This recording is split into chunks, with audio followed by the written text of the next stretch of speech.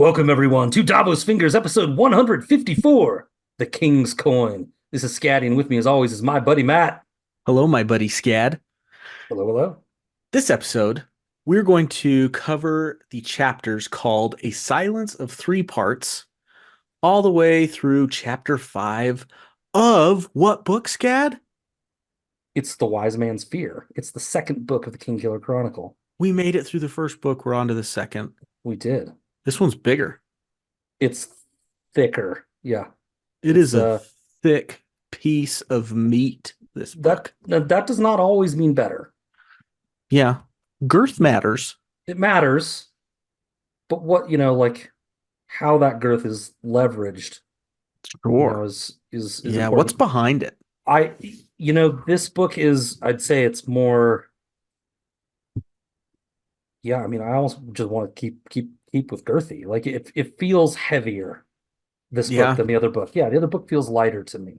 Just hefting it, but also Hefting it, moving it from side to side. handling it. What I mean is the words are weightier. It feels like a heavier tome. Like something is in depth. happening. Yeah. Yes. Yeah. Like we're in really depth. getting somewhere. Right. Right. Like a lot of the Name of the Wind stuff is, I don't want to say it's not heavy. I mean, geez, we talk about him, getting beaten in alleys and worse, and things with real consequences for what is essentially a child. It's heavy material at times, but also it's kind of, he's just finding his place in the world.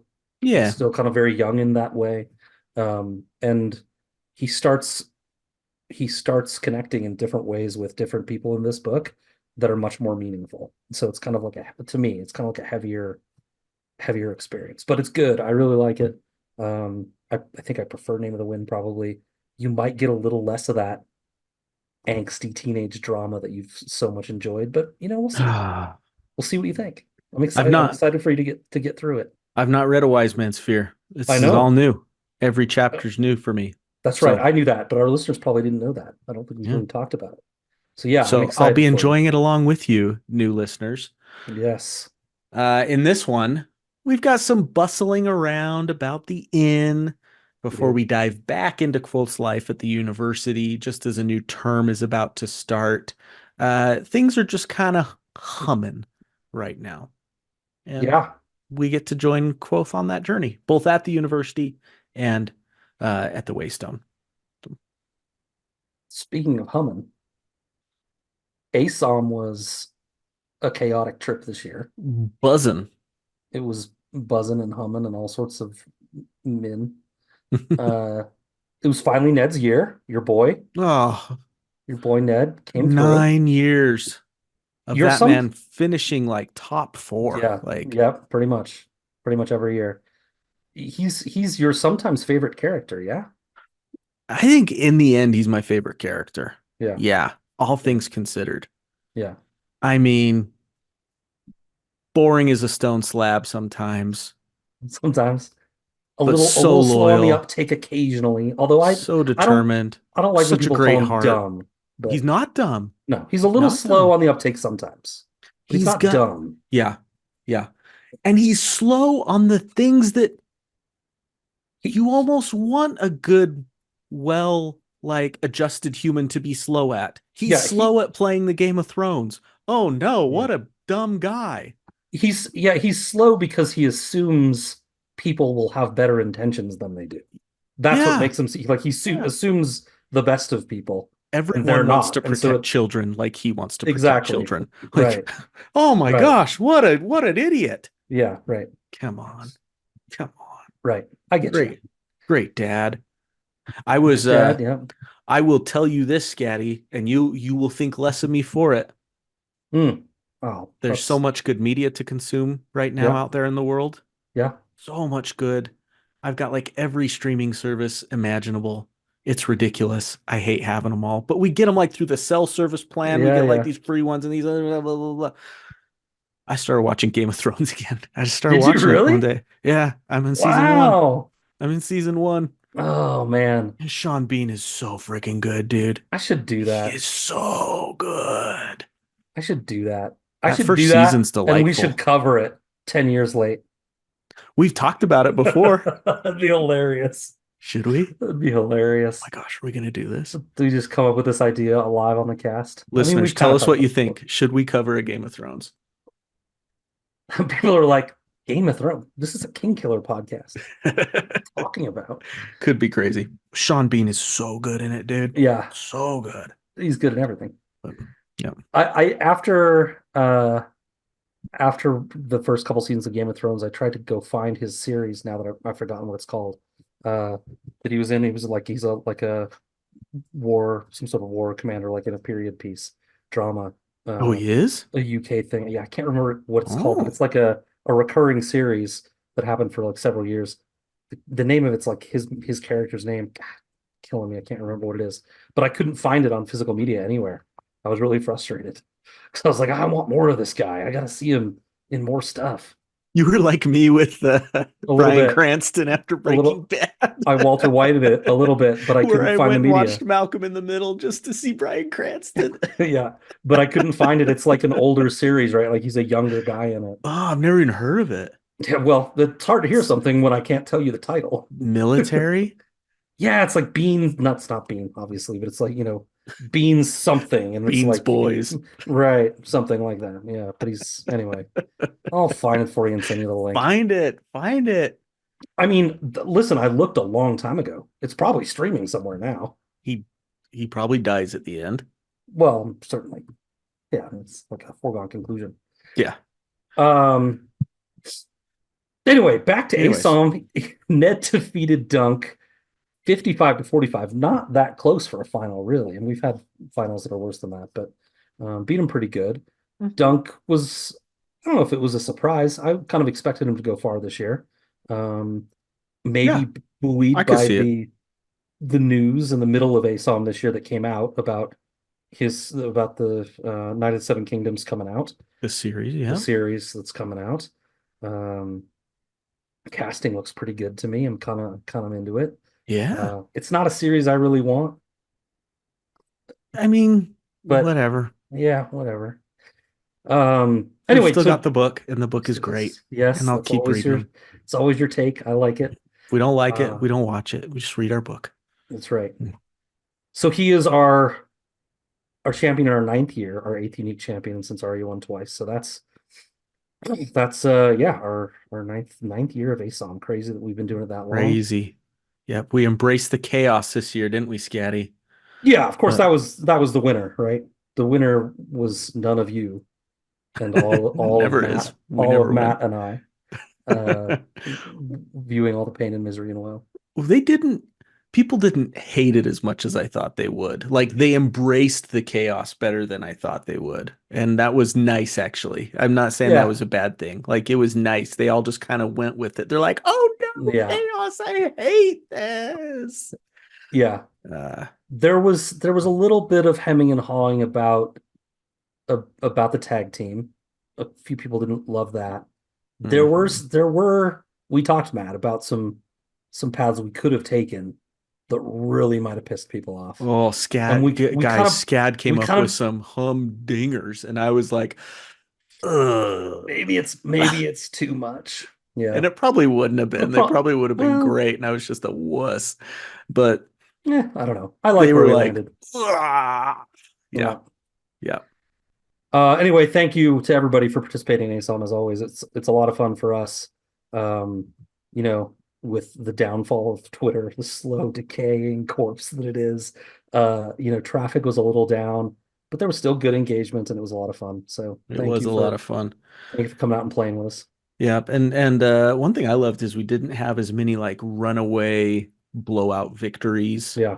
Like things stayed somewhat close. Like it was just nice. It was nice. Yeah. Listeners, if you have no idea what we're talking about, follow us on Twitter. Yes, we Yeah. still call it Twitter at Davos Fingers and show up around April and you'll see what we're talking about. Oh, March. March. Yeah. Excuse me. That's okay. Show up in March and you'll see what we're talking about. A Song of Yes. Madness. Our Twitter usage goes from nearly nothing to very heavy in March. All right, Wise Man Sphere covered. So we kind of already said we finished up Name of the Wind. We've had a little break in between that was planned, and also we kicked the can down the road a couple of weeks for a couple of personal reasons. Yep. Uh, but we're here now. We're going to handle the Wise Man's Fear uh, similarly to how we handled the Name of the Wind. We'll throw, we'll do a handful of chapters at a time. We're shooting for every 3 weeks, hopefully like clockwork with, like the occasional break slipped in like we just did. That's right. Um, let's see. Did we want to? We're gonna do our review in the middle of the show. We can do it whenever. Let's do it right now. Okay. Let's do it right We, now. yeah, we Yeah. we have a dear friend in the fandom named Steph. Dear friend, Steph Lyons, one of the dearest. one of the dearest. She's great. She's a wonderful human, very funny, ebullient, energy for days, fun to talk to, can do voices up, up I the do I up the do wazoo. voices. I do voices. I do voices. What's that from? That's something.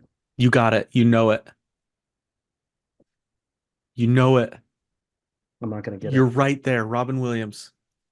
Mm, You're right there, Mrs. Doubtfire. no. Yeah, I saw Mrs. Doubtfire. I wasn't a huge Ah, fan. okay. It's fine. It's a Anyway, big movie in the Thacker family. okay. Anyways, Steph wrote a book. she did, and it is wonderful. It is so fun, right, Scad? Yeah, we both read it. It's called Copper's End.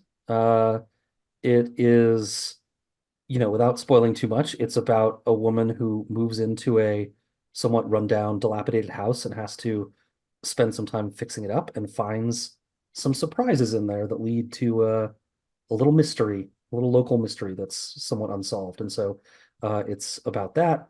And it's just delightful. It's fun. It's written really well. She does a great job handling the characters, keeping the reader on their toes a little bit. Took a couple jaunts that I didn't expect. Um, yeah, I really enjoyed it.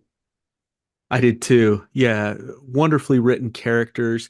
And the story has like a gravitas to it. It has some heaviness to it. It Mm, deals with, a pretty horrific crime and things like yes, that. But at the same time, there's like this kind of this levity airy. through the book. Like Yes, that it. makes you want to keep reading. Like I forced myself Yeah, to only read a chapter a night so that I wouldn't finish it too quickly. Like yeah, because I would have just probably devoured it in one sitting, but I really wanted to try to enjoy it and take it in. And yeah, um, yeah. excellent job, Steph. So proud of you. I So proud of you. I read much of it on a little like 4 day little vacation trip that we took, Mm-hmm, but mm-hmm, not all of it. Maybe like half on that trip and half mm-hmm. bookended around it. And yeah, I really got into it. Um, some just some really good stuff with the characters, with the relationships. Like Matt said, there's some heavy stuff in there, but it's like the heavy comes in and hits you and it's heavy and hard.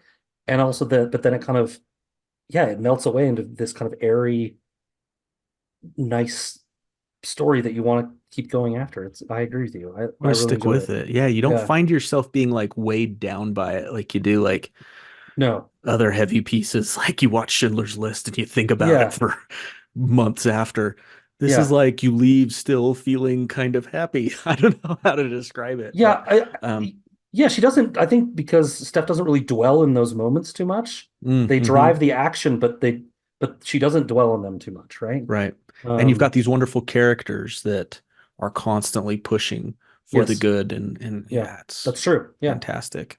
So, Good job, Steph. Super great proud of job, you. Steph. Yeah.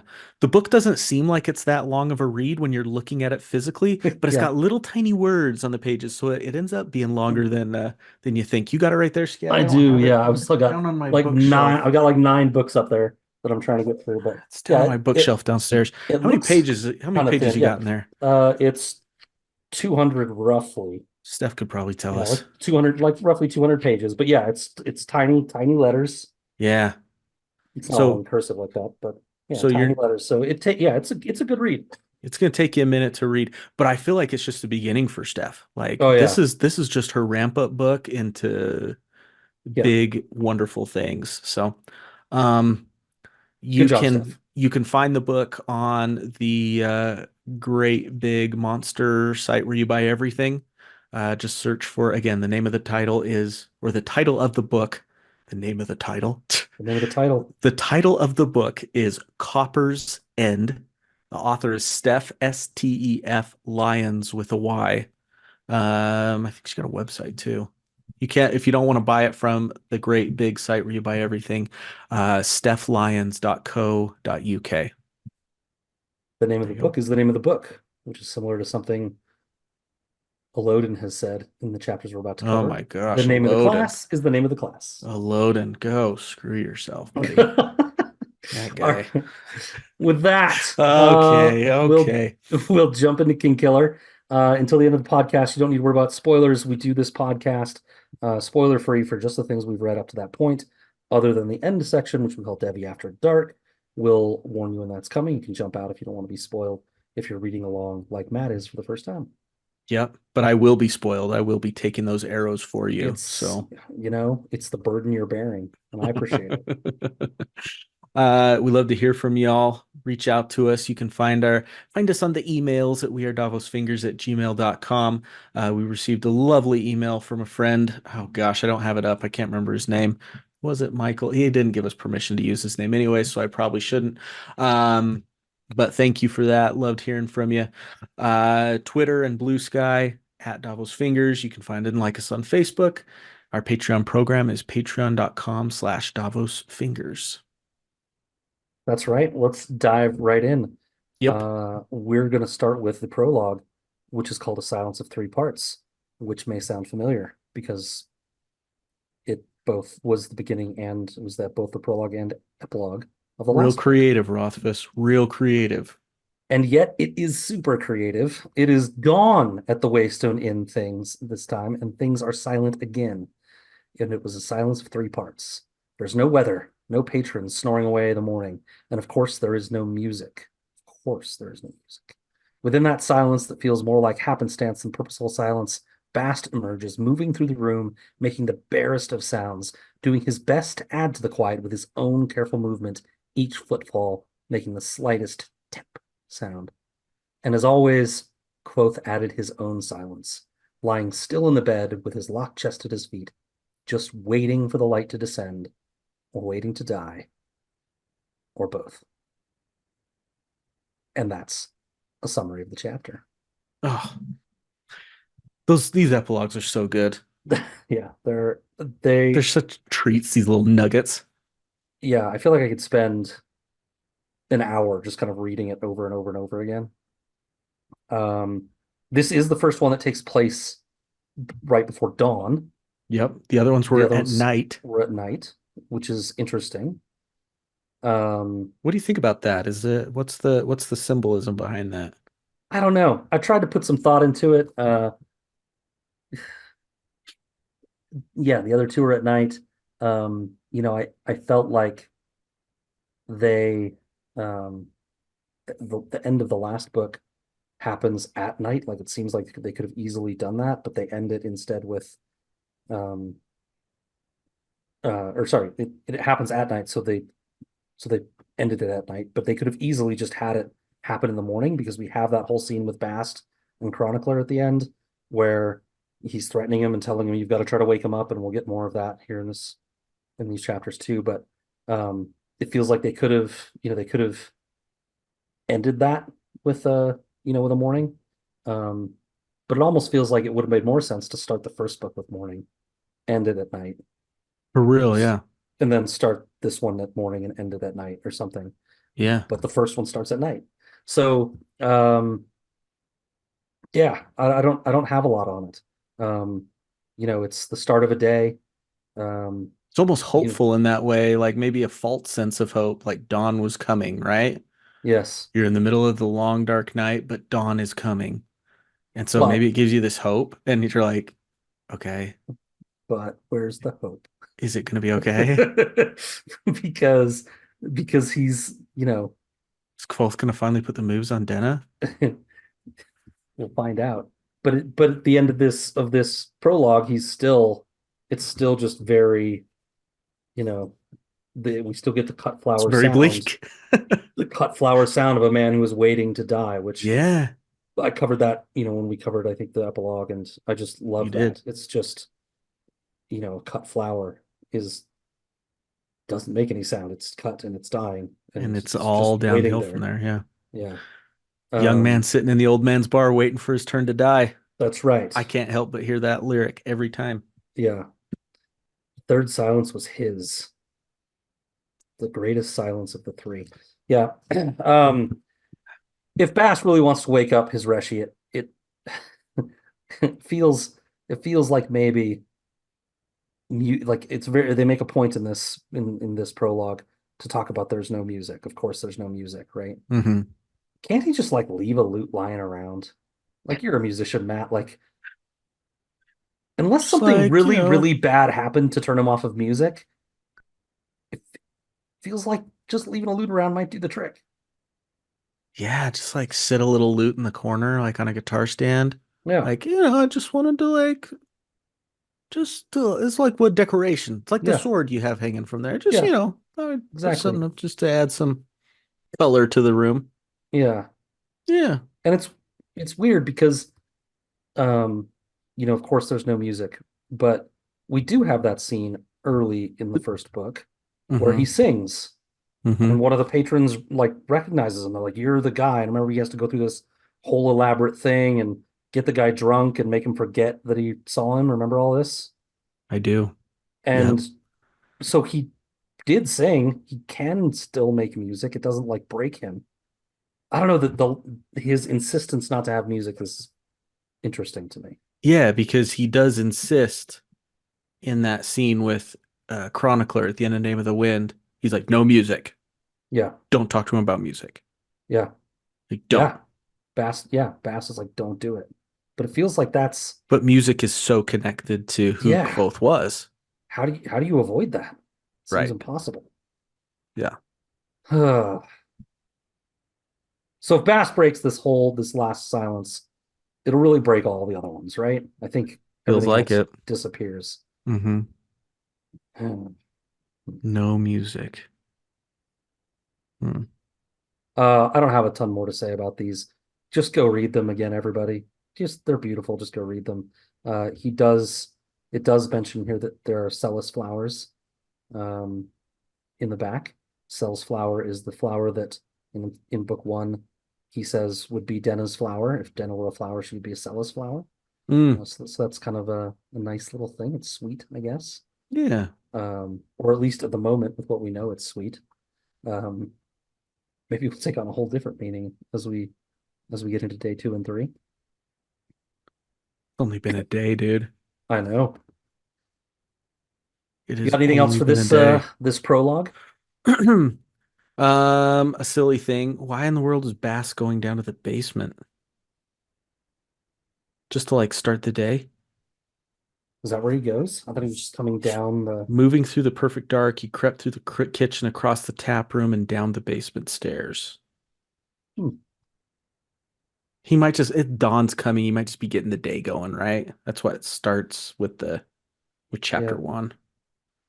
So I don't know. interesting. He's got an Xbox down there. He's gonna go play some Xbox before Reshi wakes up. I don't know.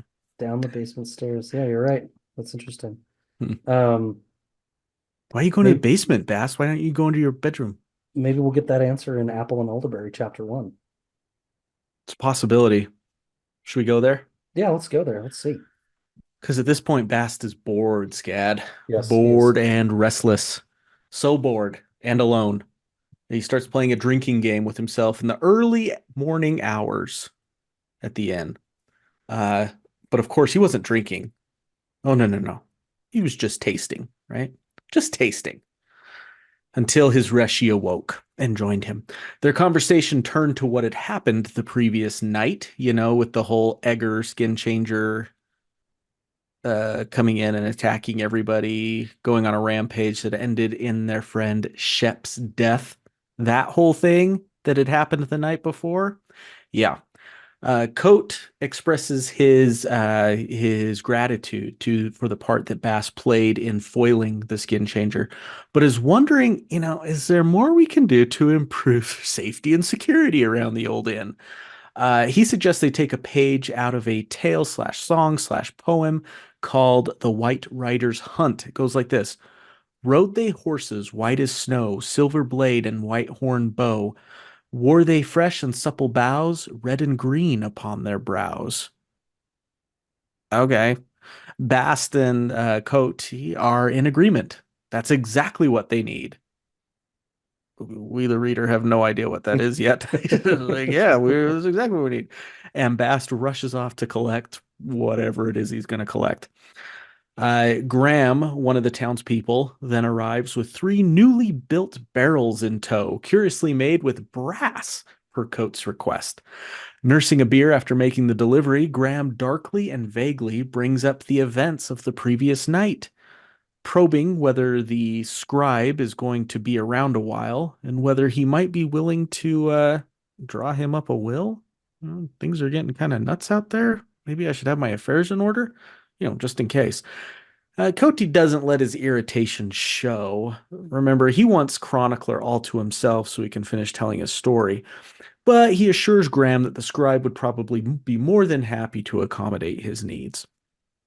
Now, before this happened with Graham and after Graham had left, the lone Kote falls into his daily routine, baking bread, starting a fire, cleaning, prepping, making an apple pie. How sweet. Quote, his hands were busy, but his eyes were far away. And while his expression was composed, pleasant even, there was no joy in it. He did not hum or whistle while he worked. He did not sing. His eyes were equally joyless and distant. Quote, so pale a green they could almost have passed for gray. End of chapter. Empty chairs at empty tables. A haunting song from Les Mis. Mm-hmm. Thank you, Matt. Uh, Look at me bringing in the musical theater. that's Got you, great. Scad. You Up your you game, got my bro. back. I recognized it immediately. You did. Picked it up. Uh, it's actually um it has not been one of my favorites. Like growing up, I never liked that song, but it's Sure. grown on me over the years, Oh, perhaps. yeah. As you grow up. Perhaps as I've gotten old. Yeah. Yeah. Right? Like this is, Well, and as you start to lose people in your life, yeah. in various ways, it Yeah. definitely adds some significance to it. And I've been very very lucky in that respect with with loss, but yeah, it does. Hmm. Um Speaking of loss, chances are that would be all that Graham had to say about the death of a man he had known his whole life. And that what he had to say was bad business last night. Bad business last night. And those words are just beautiful. Uh-huh. We lost someone in the fandom, a scion of the fandom, several weeks ago, Stephen Atwell. Yeah. You had some nice words to say about him. A man whose stuff like we both read. Um, I struggled with something to say for a long time, and ended up saying nothing. Just fine.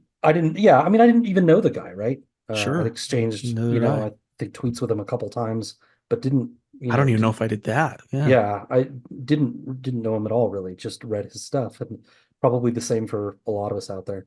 Um, kind of kept to our own corners of the fandom, I suppose. But it just made me start thinking about this fandom, the friends that we've made, the ones, the people we've met for sure, obviously them, but the ones we haven't even met, right? Too, that like they have an impact on us, we have an impact on them.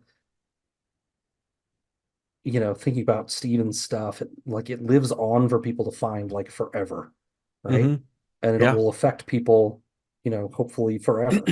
This online stuff, the social medias, they feel sometimes it feels like fleeting and not, I don't know, like not deep or whatever, but there's always something else there to take your attention away, right? On social media, but Sure. Yeah.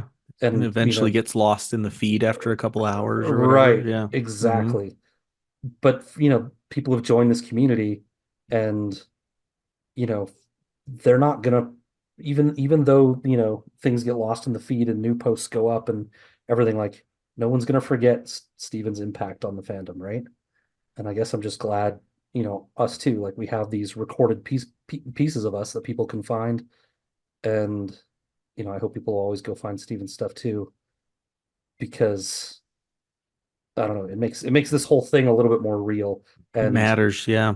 Graham doesn't have anything like that with this person that he knew his whole life. Just memories, but nothing, probably nothing he can really go back to like hear him or read his stuff, or like no one knew will ever find you know this person. And I don't know, it just made me think a lot about the reaction to Stephen. It just made me think a lot about the impermanence of a lot of things in this world, and Mm-hmm. how great this fandom is, because I think it helps a lot of things persist too. And I don't know, I Yeah. just want to say that. Thanks for saying that, man.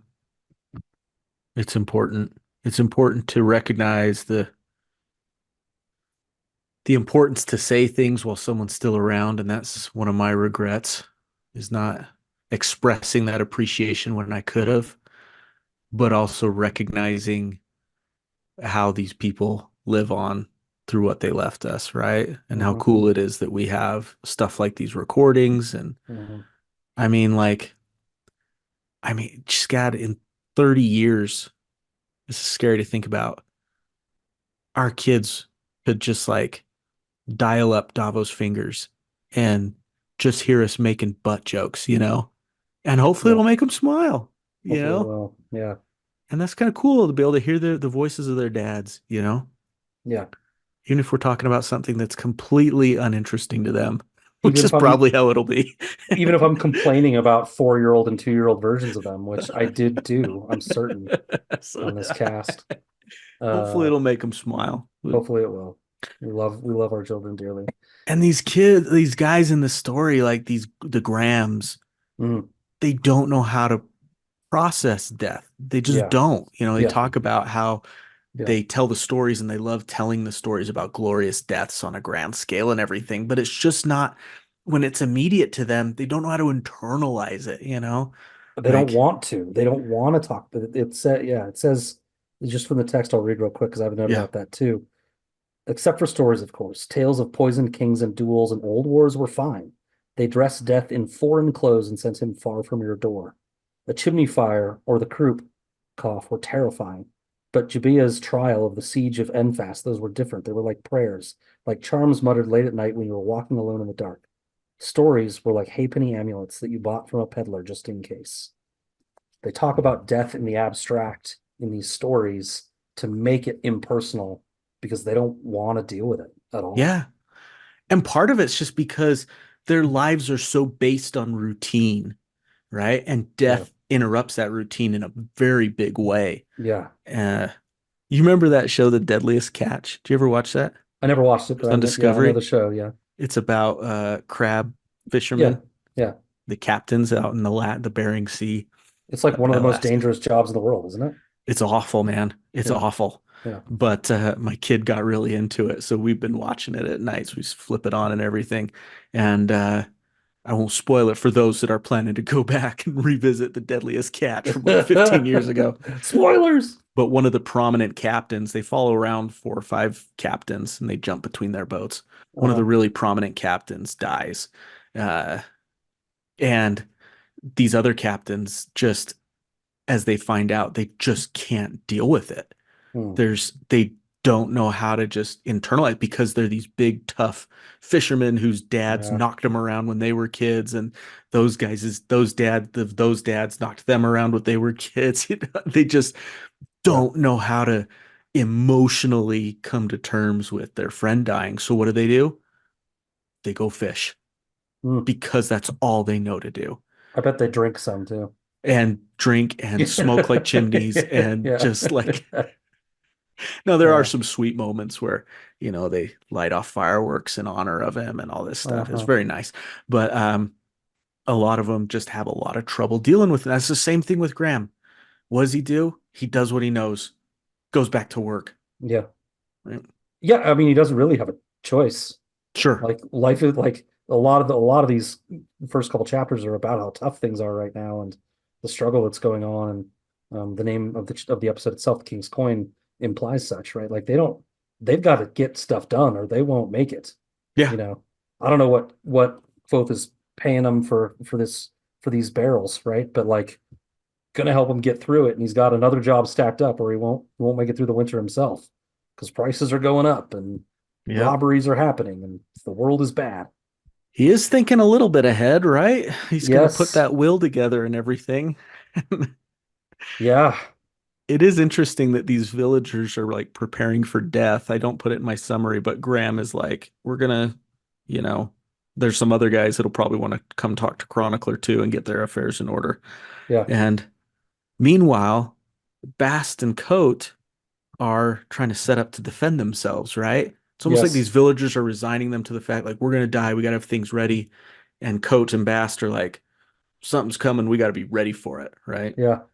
Um, Which again, based on the ending of the prologue, is strange, mhm. right? Because he's Um, waiting for his turn to die. and yet he's like, well, we got to protect ourselves to make sure that doesn't happen.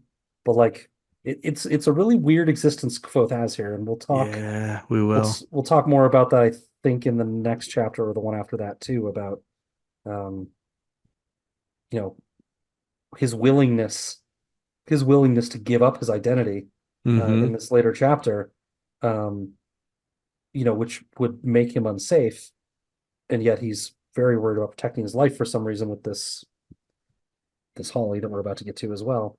So Yeah. yeah, it's a very interesting dichotomy, of this we got to protect ourselves, but Hmm. also I'm just waiting to die here. He even looks to his sword for a minute. It's like a little brief mention in the Mm-hmm. chapter of like he looked to the sword of almost if he was like, hmm, Mm-hmm. you Yeah. know what I could do with that thing. Yeah. But then And he's like, nope, can't do that. and then a second later or a few minutes later, his eyes are away and they're pale and whatever, and they were far away and he's And lost in notice his when work he's and he's not engaged with the world anymore. He just disappears from it. yeah, it's pretty obvious when you're reading the book, but for those who are maybe just listening, not reading along with us, you'll notice that when he's in these moods of just kind of going about the routine of his day to day, what color are his eyes? They're gray. Yeah, They're kind of they grayish, lose right? color. Yeah. But when he's fired up and impassioned about something or commanding and in control, his eyes light up, right? Like they're this bright green, right? And he mentions it himself in the story he's telling about his eyes doing the same thing, Hmm. right? And we see it in the framing story at the inn as well. So there you have it. Yeah, Uh, chapter two is really kind of just a continuation of chapter one. it is. Do you want to jump into it, or that you have a couple more I things here? I want to ask I want to ask one question. Um Ooh. so do, that's really unimportant. It feels stupid to waste the time, but I've always wanted to know, and I wonder if you do. Do you know how starter dough works? Nope. No idea. I guess we could make it fast then. One Nope. of the things he talks about is he gets the starter dough out and starts to make bread. But like the impression I get is that it's like some sort of yeast growth It's driven thing where yeasty. Yeah. it regrows Uh-huh. itself and so you always have some, or like I don't get it. I've never So understood what this is. I'm gonna have to Google it later. I'll jump to a note I have for chapter two, but it's just fine to bring it up here because it's not a big deal. Quote Kote says, if it's something everyone knows, I can't afford to ask. Yeah. And one of my notes was, what's something you don't know, but it's been so long that you're afraid to ask? Like it's something you should know, and it's been so long that like you're like, I can't ask now because I'll look Yeah, like a complete idiot. I guess I just did And that's one of those things for me. it. Yeah. Yeah, Is like starter dough. The it's start true. I don't know. And at this point, I've been around. I've too long to ask. So Yeah. I went through a somewhat of a transition at work. I've told you about it, Matt. And hmm I've been with this company for a very long time. I have a lot of knowledge about how the company works in a lot of areas of the company. hmm But I moved to a part of the company that I don't know a lot about. And um, it's forcing me. to ask a lot of the questions that You should have I've asked. always been embarrassed to ask because I'm like, I've been here at 8 years. I should know what a demising wall is. Right? Like I should know that. I don't know it. Right. And so like I'm having to go like research things and ask questions of people. And I've come to the phrase for everyone in the room that doesn't want to ask, I'm gonna ask, what is this thing? And I'll frequently get laughs and thank yous and things like that because they're just There's afraid other to people ask. out there. Yeah. Nice. I mean, Nice. they're newer developers, right? They haven't been in the company They for haven't been around for 15 15 years years or like I have. Yeah. Did I get that right? 15? Is that about right? Yeah, 15 earlier this year, yeah. I totally just spat that out. You got it. I just reached deep inside my soul and went, that's how And long you knew Scat's it. been there. You could probably just read it in like the pain wrinkles in my eyes. Those are Uh 15-year wrinkles. Yeah. uh uh The first 10 were remarkable yeah. or something like that. Something less than that, wasn't it? Trying I to think mean, how long I was there. you weren't there for 10 years, were you? No, You've been at this place for I've been in this place for 7. So yeah, it's been 7 years since I left there. yeah. Almost 8. Jeez. Can you believe that? It's crazy. But it was a wild, wild west when I was there. Oh yeah. Place was wild. It's not it's very yeah, it's very much more buttoned up now. And in control. Yeah. Um Anyways. anyway, we'll stop talking about this company that nobody else cares about. Uh Bast is just tasting, which as an alcoholic, I'll tell you that doesn't exist. He's drinking. Uh It's like 7 in the morning, man. yeah, yeah. Um but he's very restless, right? hmm Yes, hmm the event from the previous night probably shook him, Totally. and yes, he's anxious about, whether the Chronicler is going to be able to wake Kvothe up, and we'll get to more of that here coming. But I think he's like, I get the impression he wouldn't mind burning this place to the ground, literally burning it to the ground to force Kvothe to do something. Yeah. Like, just do something. Like there are, those movies where like somebody like hits somebody just to make them act, just to make them react and feel something and do something. Like I feel like he's just dying for Kvothe to just do something else and hmm get out of here, right? And I don't know. And he recognizes that it's got to come from Kvothe, though. Come from within somehow. Yeah, he's trying to Yeah. inception him, right? With Yeah. this chronicler bit. All right. We can move on to chapter 2 if you're ready. I'm ready. Chapter 2 is called Holly. Chronicler is finally awake and marveling that Kvothe is making pies, to which Kvothe notes, "Not that easy, friend," as the two of them ramble on about apple pomade, something that he doesn't know what to call it, can't remember the word pomade, but is too embarrassed to ask, as Matt illuminated. Bast returns with an armload of holly boughs, and after a brief debate about the foolishness of wearing one publicly about your brow against the actual possibility of a Sith taking control of your body and making you bite off your own tongue, he starts delicately fashioning them into crowns for them to wear. Chronicler then asks an important question. If it was a Sith, a dancer, why didn't it just jump to a different body? In fact, maybe it did, and it is currently in someone in town right now. Well, at this, Bast can't help himself and puts on an elaborate ruse, including gestures, a strange voice, and a detached look to feign demon possession, and darts toward Chronicler as if the dancer is actually inside of him. Chronicler dashes away, knocking over tables and chairs in his panic. Bast is doubled over laughing, and Kvothe can barely hide the smile on his face and the mirth in his eyes. The levity passing, Kvothe notes to Chronicler that their stories will be interrupted by some townsfolk that want some scribing work done, so he'd like to get started as soon as they get breakfast sorted. As he goes to get breakfast prepared, though, Bast menacingly reminds Chronicler about their arrangement. Bast owns Chronicler, and Chronicler will do everything in his power to bring Kvothe out of Kote, to wake him up, to make him remember. When breakfast is finished, they're about to get started on the story when Aaron, the smith's apprentice, comes through the door looking for some traveling food. He and Carter have been hired as guards while some townsfolk go down the road to sell some mutton. And he also lets slip that he and Carter might take the king's coin while they're there. They offer a whole gold royal now for enlisting in the army, and both he and Carter could use it in the hard times. Kvothe does his best to dissuade Aaron, insisting that his mother and his girl Rose would much rather he stay. But Aaron is still considering it. I think he could do some good in the army. So Kvothe pulls out all the stops. He tries to tell Aaron the truth about who he is, that he is Kvothe, disappeared and under a secret identity because he is a wanted man, and that if Aaron will skip the trip today, he can sit and listen to Kvothe tell his very own story to the chronicler. He reinforces that he knows the truth of this war and how it started, and that if Aaron knew that, he wouldn't want to enlist. He almost has him. Aaron eyes Kvothe's red hair, the sword over the bar, looks him in the eyes, and then asks to see his shadow cloak or some magic. Anything will do, really. He continues and laughs about how Kote really had him going, calling Kote the biggest and best liar he knows. But the lie was too big to believe, and even Kvothe's masterful tones and insistence and reassurances couldn't sell it. Bast brusquely drops the supplies for Aaron to interrupt the exchange and takes to shepherding him out the door quickly and a little unkindly, and offering to look in on Rose while Aaron is away. Aaron thanks him, saying it would be a great relief if Bast could offer her some comfort. After he leaves, Kvothe laments that he couldn't succeed in persuading Aaron. Nothing that he is responsible for everything. Nope. After he leaves, Kvothe laments that he couldn't succeed in persuading Aaron. Nothing that he is responsible for everything that happens in this stupid. Noting, that's what it is. Noting that Kvothe is responsible for everything that happens in this stupid war. Mm-hmm.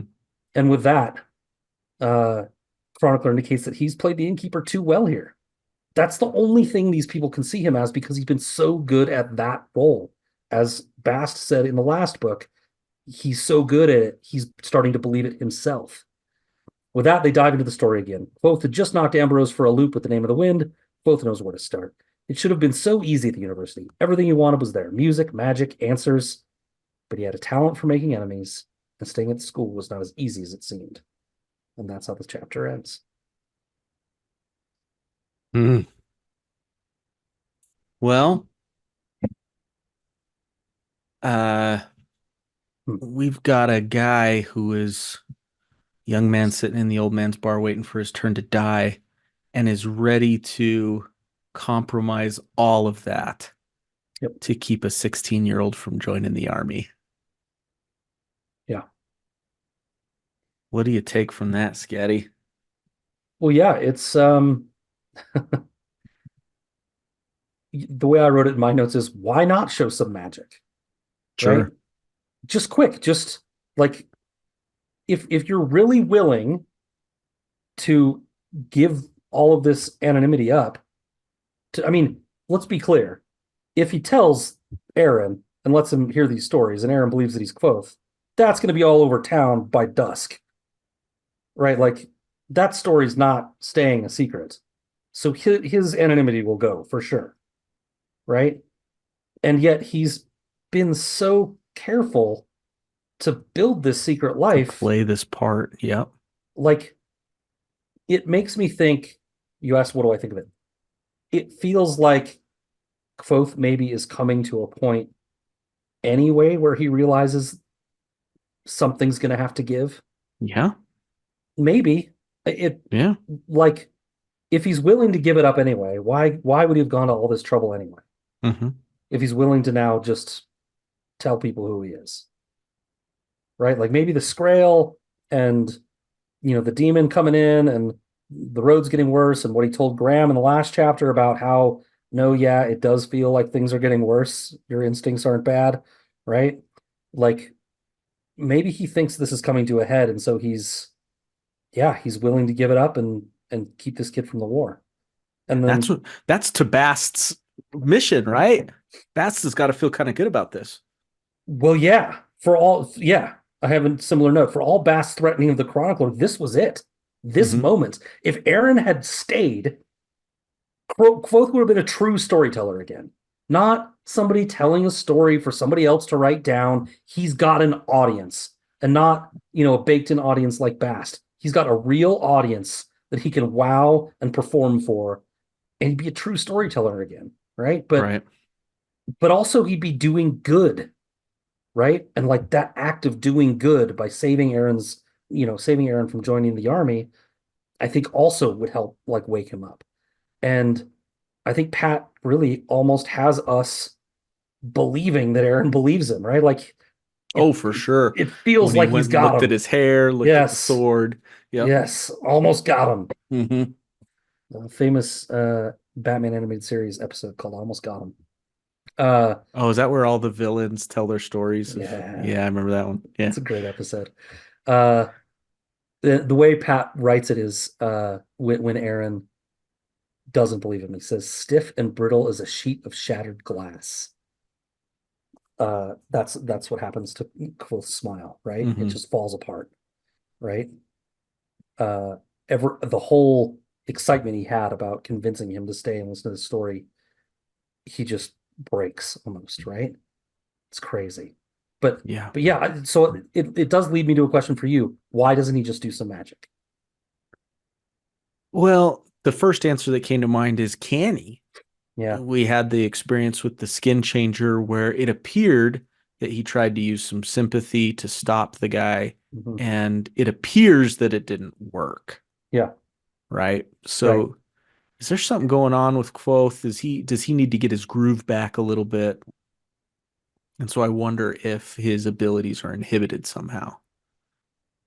Right. Um, And so and it right. So thanks for setting that up a little bit. So because I don't have it in my notes, but I couldn't think of the way to put it, and I think you got me there. So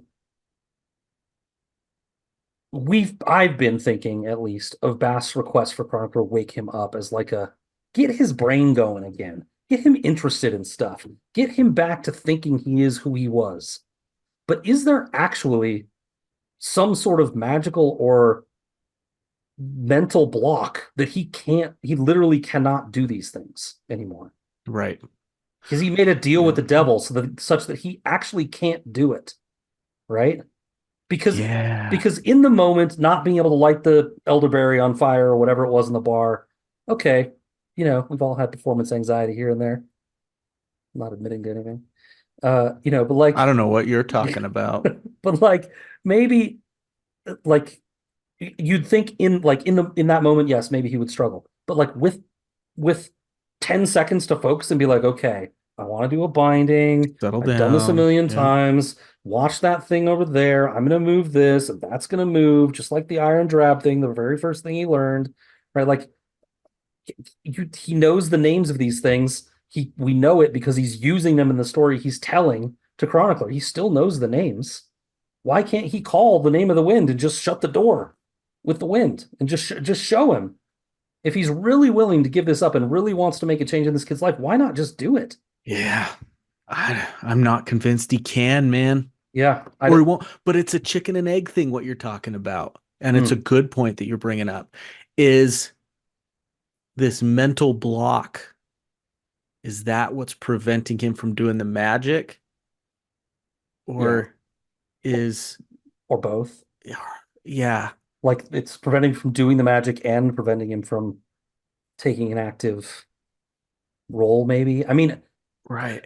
The human brain is crazy complicated. I mean, you can mentally convince yourself of such things that you invent whole new personalities in your head, right? I mean, like it's possible that we know how strong his brain is. Maybe he's created a whole other Alar that he's living in, that he locked That's what all I that was just other about to shit say. away. Is all the stuff locked behind some door Right. and he needs some time, Yeah. not 3 seconds with a freaky monster guy bearing down on him to be able to unlock those things and pull them out slowly. And willingness. You Yeah. remember, but you remember the story where he was really learning how to do these Alars, and he played a game called Hide the Stone Hmm. from himself, and he got really good at hiding the stone such that one half couldn't find it. And then at one point, the one side lied to the other side, and there was no stone hidden at all. He just lied to him about there being a Yeah. stone hidden. Right. Like, Something like that going on. yeah, is he this happens a little bit. Did you ever see the movie Dreamcatcher? I think it's a No. Stephen King one. It's got Jason Lee in it.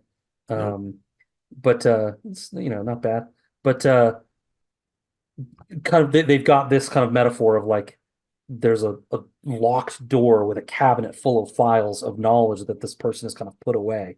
And like, yeah, you want like maybe he's actively put this stuff away, and the waking up is not just, hey, get him interested and get him involved again, but we have to get him to choose to go looking to break down that door on that Alar. Correct. Yeah. He has to figure that out. He has to break down that door. Um, I think what's getting him there is he's caring about these people. Yeah, That's the start of it. yeah. That's what's getting him going again. And maybe that's what Bast is missing a little bit. Hmm. Bast thinks he needs to get back in touch with his past. And yeah, his past is energizing Kote as he's telling the story. His eyes get green when he starts telling Mm. the story. He is very excited about it. But when he's willing to actually compromise his everything he's worked so hard to build, is Hmm. when this little kid who he's not a little kid, he's a big boy. When this Hmm. big boy who he's started to kind of have a little bit of affection for comes to him saying he's going to make a really dumb mistake, Hmm. that's when he's willing to give it up. Yeah. So I have to wonder if actually caring about these people is what's going to break him out of it. But I don't know. Yeah, the name of the wind was the friends we made along the way. There it is.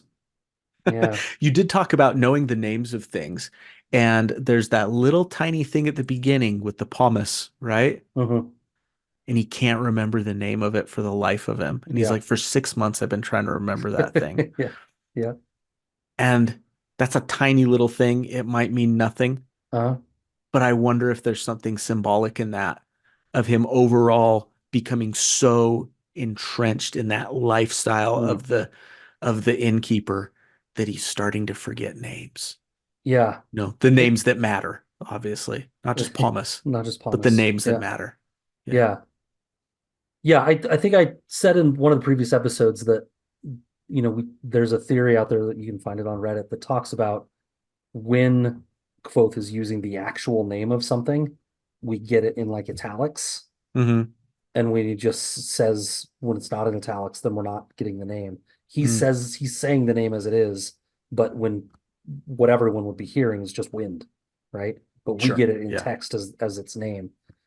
He does it with like the copper. I think it's like cyber salient or something weird and exotic that I remember it like that. But um, so it feels like he's telling the story. He does know them, but maybe still he's locked them away.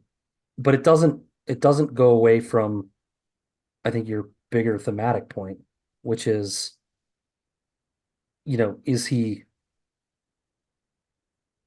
he removing himself from things that he knows, things that he always knew, that he just, because he's locked all this stuff away, he can't remember some things now. He's getting further away from who he Yeah, was. Yeah. right.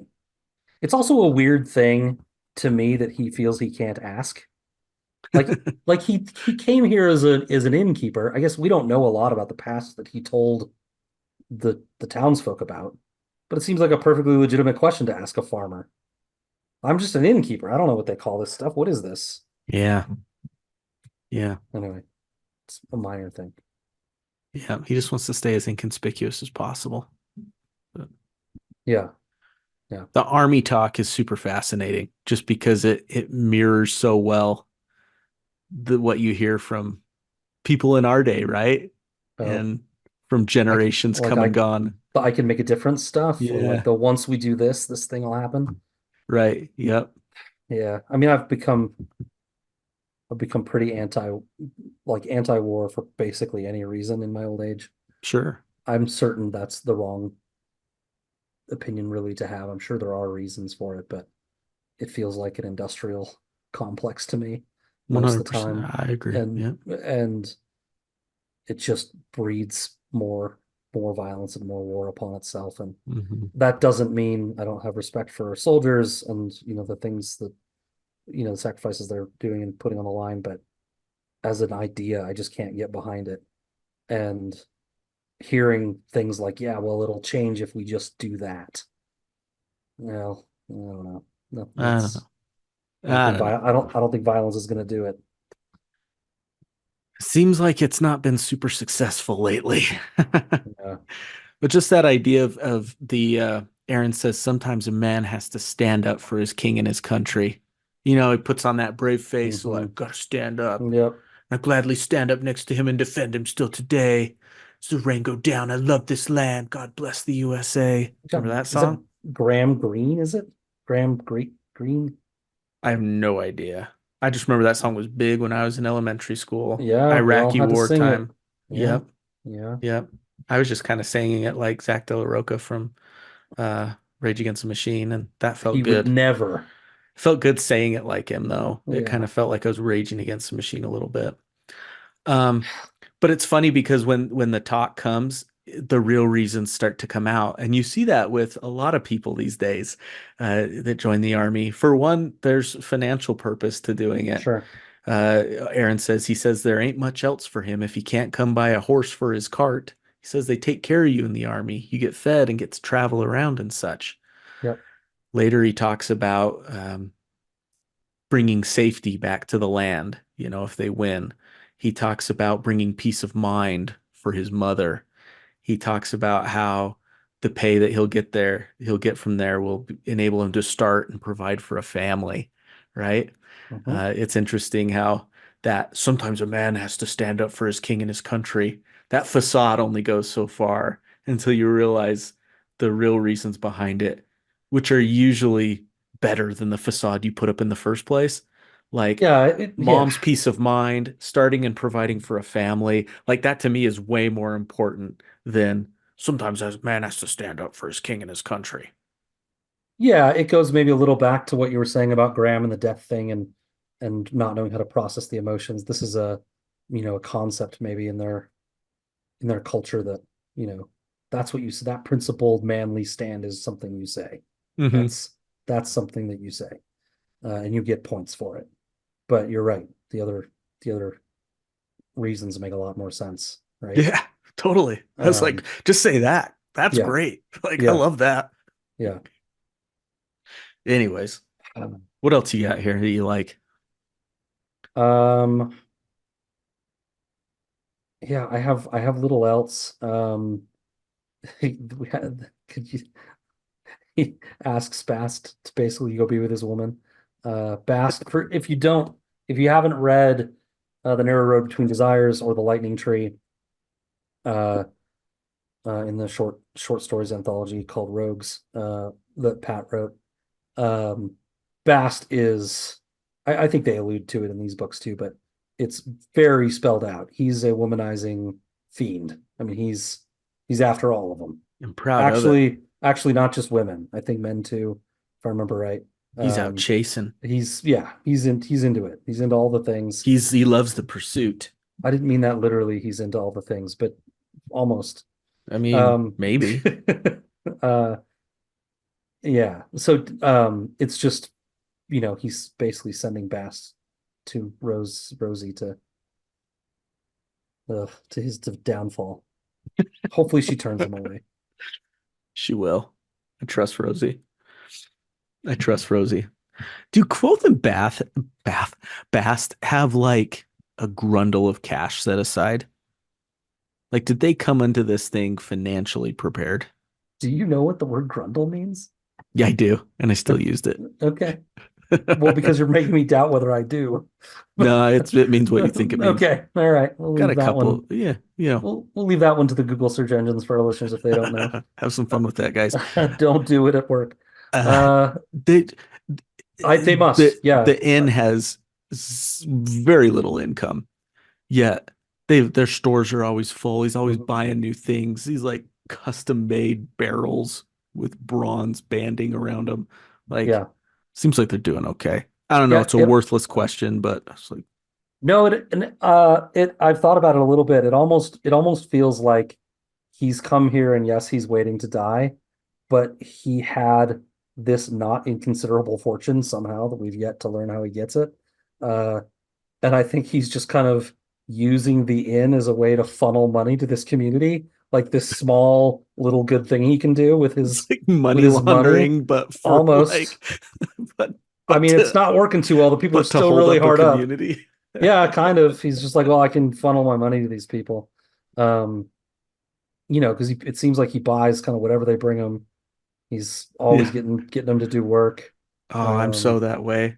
Little yeah. kids come by the house Oh, selling chocolate bars for their yeah, yeah. fundraisers or whatever. I'm like, give me five. Like, You're a better man than I am. Uh, or I just give them money. can you do that? I guess Uh, I don't know. they spend it on something. All I know is the money's not in my hand Here's anymore. $5. Like, Knock yourself out, kid. Uh, that's fun. No, I don't. I don't know. It feels very much like they've got money set aside, yeah, but right, because you're right. I think they're getting, what, 8 customers a day total. right. Like what are they? Nobody's staying there. I mean, they did have that one party come through. It's only been, what, like 2 days. not even a Yeah, week right. that we've Yeah. been with this story. They did have that party come through and stay the night Hmm. for a bit. I don't know. Yeah. Anyway, Um, anything else you got? no, no, Okay. I will bring up one thing that I kind of like, especially compared to A Song of Ice and Fire. There's this talk of course, when Aaron's talking about joining the army, he's saying phrases like, once we get the rebels to swear fealty to the penitent king, the levy taxes will stop. Da da da da da. Gives these little clues as to what's going on in the wider world, but we, the reader, have no idea what's going on. no clue. This is all just complete Greek to us. And I kind of love it. Like A Song of Ice and Fire, we start at the top. Like Eddard Stark is stuck with Robert Baratheon running the kingdom, and we get an idea of what's going on throughout the whole kingdom. Later, we kind of zero in on what we call the plight of the small folk, right? To see from their perspective. This is kind of the exact inverse of that. Yeah, We are just seeing the world through this very narrow view of Kvothe, either at the university in his past or here at this inn in this little village. yeah, And we have no idea what's going on in the wide world. yeah. And Rothfuss is starting small, expanding out. Who are the rebels? Are they the good guys? Who's the penitent king and why is he penitent? Like, Yeah. it's fascinating. It's tantalizing. And I really like that method of storytelling. The series is called The Kingkiller Chronicle. Sure. Which is tantalizing in and of itself. We don't even know the name of any king.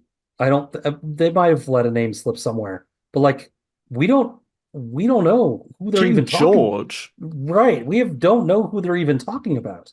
Hmm. Like, yeah, I like the way you put that. It's a very narrow view. One of the things we marveled about when we covered A Song of Ice and Fire, 9 years ago, when we started, or I think it was almost, it'll be 10 this year. We're 10 in August, bro. It's crazy.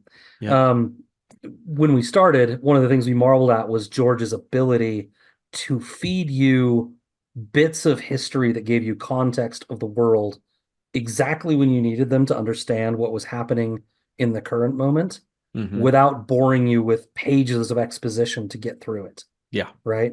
Builds it piece And by piece. Hmm. right. And then you realize when he releases Fire and Blood that, oh no, he didn't give you freaking Jack. nearly anything really compared to like everything that he knows and kind of has going on up there about this world. But he gives you enough. He really pieces it in there masterfully in a way that doesn't bore you and that gives you enough to go on. Pat kicked that can down the road. He's just like, I'm not doing it. Not doing it. I'm Not not giving important. you any of Yep. that. Yep. You'll take this story day by day like I feed it to you, and you'll understand nothing else. And uh, I guess it's a spoiler, but we don't get many of the answers to those questions, those things he's talking about in this book either, Matt. Oof. It's it's uh it's a long road to get It's a some of long, this bumpy world road, knowledge. guys. Yeah. Buckle up.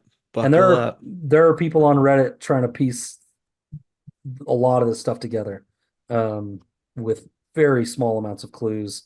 The more I dig into that Reddit, there are people that have done very similar work to what all that vast stuff that we've, been a part of with the Song of Ice and Fire universe, and seeing the work people have done there with essays and stuff. It's just feels like it's all on that Reddit. But Your they're heroes, putting, I mean, men it's and like a women. literally one mention of something, and we'll talk about one of those in Devi After Dark. One mention of something, and they're off, looking at historical clues and all sorts of things. Anyway, Anyway, should we keep going? let's go. Chapter 3. Chapter 3, Luck. It's admission time again, a time of serious consequences for Kvothe at the university. For most students, an increase in tuition meant very little. A little shame from their families and friends, a little extra loan, maybe, but probably just a request for more money. For Kvothe, a single bad performance or ill-held grudge from one of those making the decisions could make or break his time in the university at all. If his tuition's too high, he won't be able to pay it, and he won't be able to go. But this time, Kvothe had a secret entry into the archives and the ability to prepare, and he felt good about his chances. Still, he only had one talent and 3 jots to his name, and he knew it would not be nearly enough. He pondered his way out of this mess as Fela spotted him and joined him in line. The beautiful Fela, whom he had saved from a burning fire, whom he had helped get into the archives, and whom seems to have a serious crush on Kvothe, despite his complete lack of awareness. It's not just him. Nobody else understands why she is standing with him in line either. They banter about their class load this semester, and Fela lets slip that she is taking class with Eloden. The name of the class is the name of the class, according to Eloden, but in any case, Kvothe hadn't been invited to both their surprise. Kvothe chalks it up to Eloden being totally unpredictable, and then they spend some time sharing crazy Eloden stories. They draw their tiles, Fela getting one of the last spots available, incredibly lucky. More time to prepare at the end if you get your test at the end. But it won't help her, she laments. The more she studies, the more nervous she gets. Oh, sweet girl. I don't mean to put it that way. She's brilliant. Brilliant, wonderful, talented, amazing girl. But that one just makes me say, oh, honey, I'm sorry. Uh, she offers lunch, but Kvothe is too poor and lies to her, saying he needs to work on trading his slot back to get some money. She freely offers her tile to him, and when he refuses that too, not wanting to take her luck, she makes him promise her that if there's ever anything she can do for him, that he will let her know. After Fela leaves, Willem approaches, glad that Kvothe has finally done flirting, and offers to trade tiles with him. They agree, and Kvothe has added a little more money to his purse. When Willem asks if he would keep trading down since he didn't have access to the archives to prepare like everyone else anyway, both declined, demurring, there are other types of preparation. Ooh, little teaser. I wonder if we can figure out what that is. Uh, so Matt and I were talking a little bit about this before we started recording.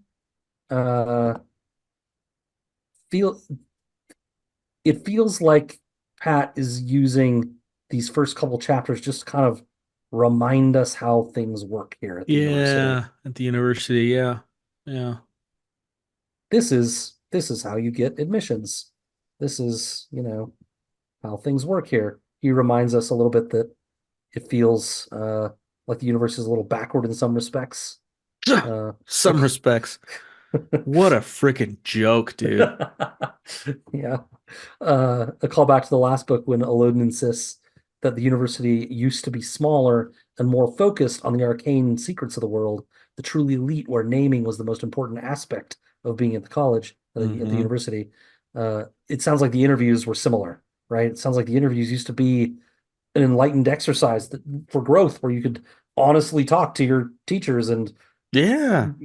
bandy words with them and theories and talk about what you learned and ask them serious questions and Demonstrate growth. Yeah. right. And now it's just, can I trick you into giving a wrong answer so I can raise your tuition? It is a freaking joke. Yeah. This university sucks, dude. I hate the university so much. It's a complete shakedown. Zero checks or balances. The masters have way too much power. This just, it's completely backwards from every perspective, right? Once they set a tuition, it can't be changed. Yeah. Excuse me? Like, Baking powder? yeah, excuse me? Baking powder? Sounds like you said you'd wanted to pay us for doing Wayne's World. Like, they should start a student loan system. They should just Yeah. say like we'll lend you the money and we'll charge you 85% interest because people will pay it, line their pockets even more. These greedy masters. I hate them all. I hate Kilvin. I don't even care anymore. I hate them all, dude. It's ridiculous. Matt, you're very angry tonight about The this. unlucky students who drew the earliest slots were forced to go through their interviews mere hours afterwards. Yeah, they can't How prepare at all. ridiculous and unfair is that? Yeah, totally Manet unfair. says in the next chapter, or in chapter 5, sorry, the interview is just a piece of the game. If you can afford it, they squeeze you a little. Same thing if you cause them trouble. Excuse me? Yeah, more Like, baking powder. Yeah. Yeah, it's totally corrupt. Uh, it's absolutely corrupt. yeah, I hate it. yeah. Anyways, It like, yeah. You almost wonder if like they got the people with the bags of tiles almost have two bags, and they look at what the person is wearing as they approach them, like, well, let's go with the expensive bag. and we're gonna pull out this one. And it's only got the like, the first tiles so they can like charge them high tuition or something. Yeah. Um, I just hate the university. I think it sucks. but also like there's like you said, no checks and balances. It doesn't really matter whether they get the questions right or wrong in the interview, or if they blow them away or what. They can still just Nope. charge whatever the fuck they want. Yep. 20 12 talents. talents. Why? Because I said so. That's why. Yep. You aced it. 12 talents. Yeah. Do Like, you want this or not? Because yeah, you could leave. right. Like, Yeah. oh, and Yeah, let's it's not even crazy. talk about how they can whip them and stuff. Even Yeah. after they've kicked them out, you're It- expulsed and we're going to whip you. yes. Now, yeah, Expelled, not expulsed. whipping is too far for sure. But they are dealing, like it's not like the worst thing you're going to get in trouble for is plagiarism. Sure. I mean, I guess certainly at university you could like murder a professor or something that would be worse. But like, but like they're not dealing with at normal universities. They're not dealing with arcane powers and magics that they're pretty much openly encouraging students to go figure out. So I understand they have to have some sort of punishment system in place. Whipping is for sure too far. Um, but yeah, it feels for a place that, well, in the next chapter, he's going to go on about how, great the university is in providing all these wonderful things to the world. Um, for all that, it feels like it claims to be this bastion of education and knowledge and forward thinking, and it's awful too. It is. You know what it reminds me of now that I think about it? Mm. Disney. It's like Ugh, Disney. dude. Happiest place on earth where dreams come true. And then Did I tell you about? I probably you did. I just tell you lift up about? that skirt and look, and it's just ugh. Ugh. Did I tell you about how I almost got thrown out of Disney World? No. You, first of all, how long ago was this? Last spring. Oh, so statute of limitations hasn't passed. Are you okay telling I this didn't. story? I don't know if I mean, I'm not ashamed to tell it. I've certainly told worse stories about myself. It's more just kind of it a bit it I don't know. Do we need the context? I had had a bad morning such that, this paints me maybe in a good light. It was so bad that like I had to leave the first day of Disney World to go back to the hotel to take care of something, to take care of a problem Okay. with our Okay. baggage, essentially. Okay. And the we lost a bag on the flight, and they didn't deliver it that night, and so they were delivering it in the morning. And because Eowyn has an interesting name, they didn't find our reservation, and so the guy who was coming from the airport to deliver the bag went back to the airport with the bag. Didn't leave it with because they can't figure out that Eowyn and Eowyn are actually the same person. Like, and we missed a phone call because we were, listening to It's a Small Fucking World or something and didn't hear the phone ring. So, so my kids are walking around, you know, Epcot Europe, Epcot, the country's Epcot thing, Mhm. and we finally see the message, and I have to leave. Like 10 minutes, we're in France. France is the very first country, right, of Epcot, the experience thing, and we see this message, so I have to get back on the tram, go back to the hotel, get back in the car, go to the airport, get the bag, come back. I missed basically half of a day, practically, of our Disney The World trip. happiest place on earth. Yep. First world problems, I know, but I'm not a patient guy, and I don't deal with anger well, I just don't. I got a lot of anger inside me. And I've got my ticket, on my phone. I'm ready to show it to them. And they're like, scan your finger. And I'm like, why? They're like, to prove it's you. I'm like, I have my ticket, right? This is my ticket. And they're like, you got to scan your finger. And I'm like, I'm Here we go. irritated. Here we I'm go. irritated.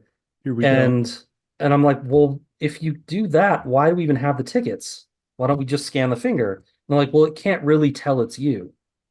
I'm like, well, then why? Then why do I have to scan the Then finger? really why do you make me do it? And and they And can't this poor answer me. And 17-year-old kid's just like, dude, just scan your finger, please. so so so the manager comes out, Oh security no. guards come out Oh no. because I won't do it. I'm like, I'm not, look, I'm on principle, right? Like, Matt, this is the dumbest argument for me to make. Like, Yeah. but I've just had it. You've And you I'm planted your flag on that hill and you're just like, I'm here like, we this go. doesn't make any sense. I don't want to do it. And they're basically saying you have to do it or we'll escort you off the park. And oh, by the way, you already know who you are, so your tickets will be void and you won't be able to come back in with your ticket for like the rest of your summer. Fine. So like I scan my finger and I get in, but they were basically about to throw me out. It was this close. And it was stupid. I do, I feel bad about it a little bit. Mhm. I feel like if this were a video, it could have gone viral and got me canceled, right? Because it very much looks like I'm being an asshole to these poor employees that are just doing their jobs and getting minimum wage. And so I understand that even as I'm telling this story from my perspective, which usually helps you win the favorable light question, I understand I probably am coming off like an asshole in this story. And I think I was. But it was Disney, man. Yeah. And And they sometimes you could just got to take those moments when you can. I just can't stand Disney. I shouldn't have been there in the first place. I'll never go back. Um, but I just couldn't do it. And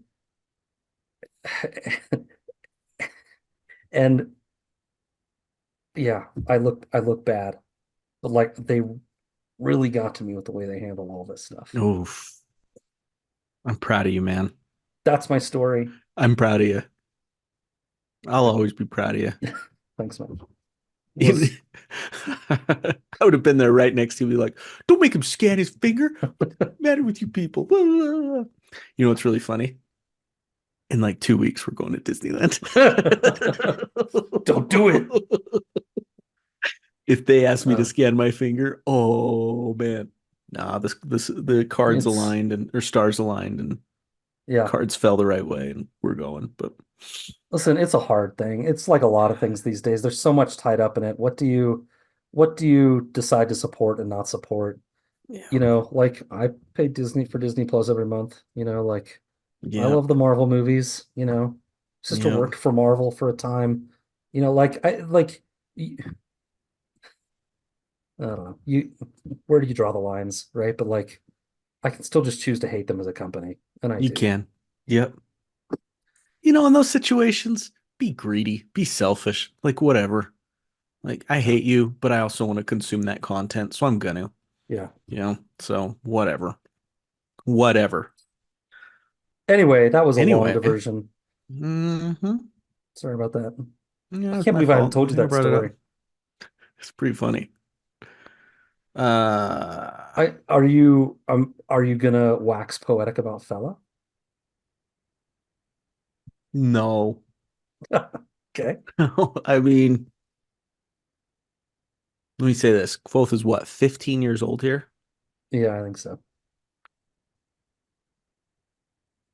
If I'm 15 years old, if I go back to Matt of Uh-huh. 15 years old, the year's 2000, the year 2000, Yep.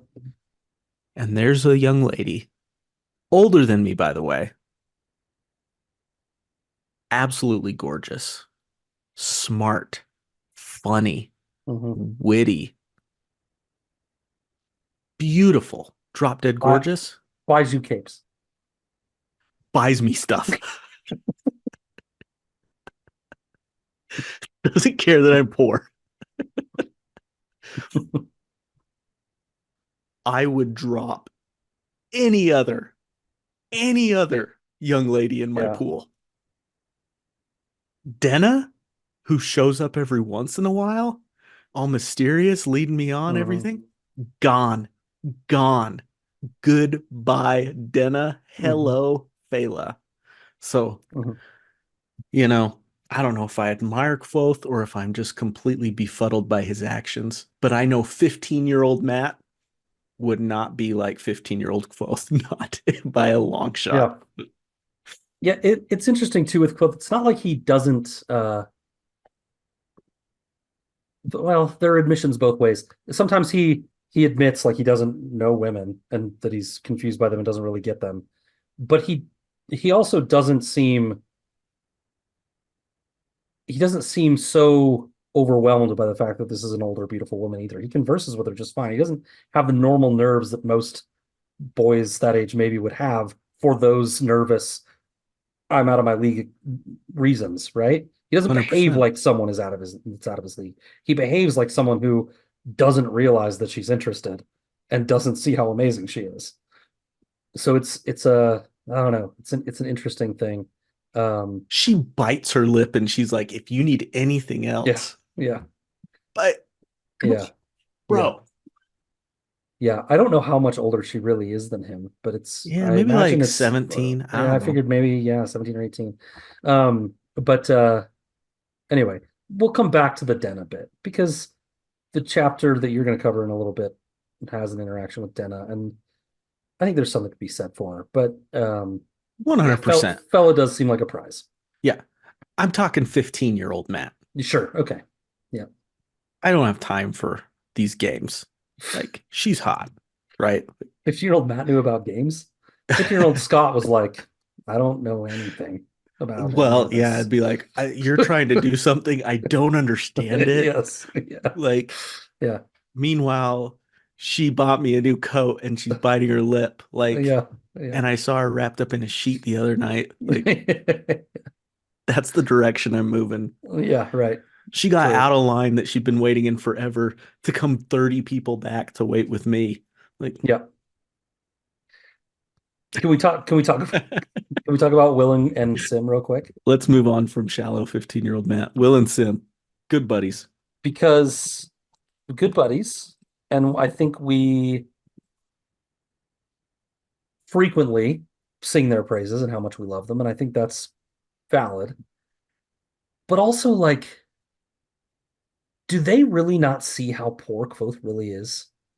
There's a whole chat. Remember that chapter, like Are they midway through Name of the Wind, when they're like, "Oh yeah, he's hitting the wall. Like he's gonna go crazy and get cracked. He's got too much on his plate. He's doing way too much." And we've got to intervene, right? And like yeah, they actually get him kicked out of a class, or I've forgotten now exactly what they do, but they get him in trouble. I think actually gets kicked out of the fishery, right? Like right, they don't let him work for a little while because he's right. he's Hmm. just too frazzled. Like, don't they?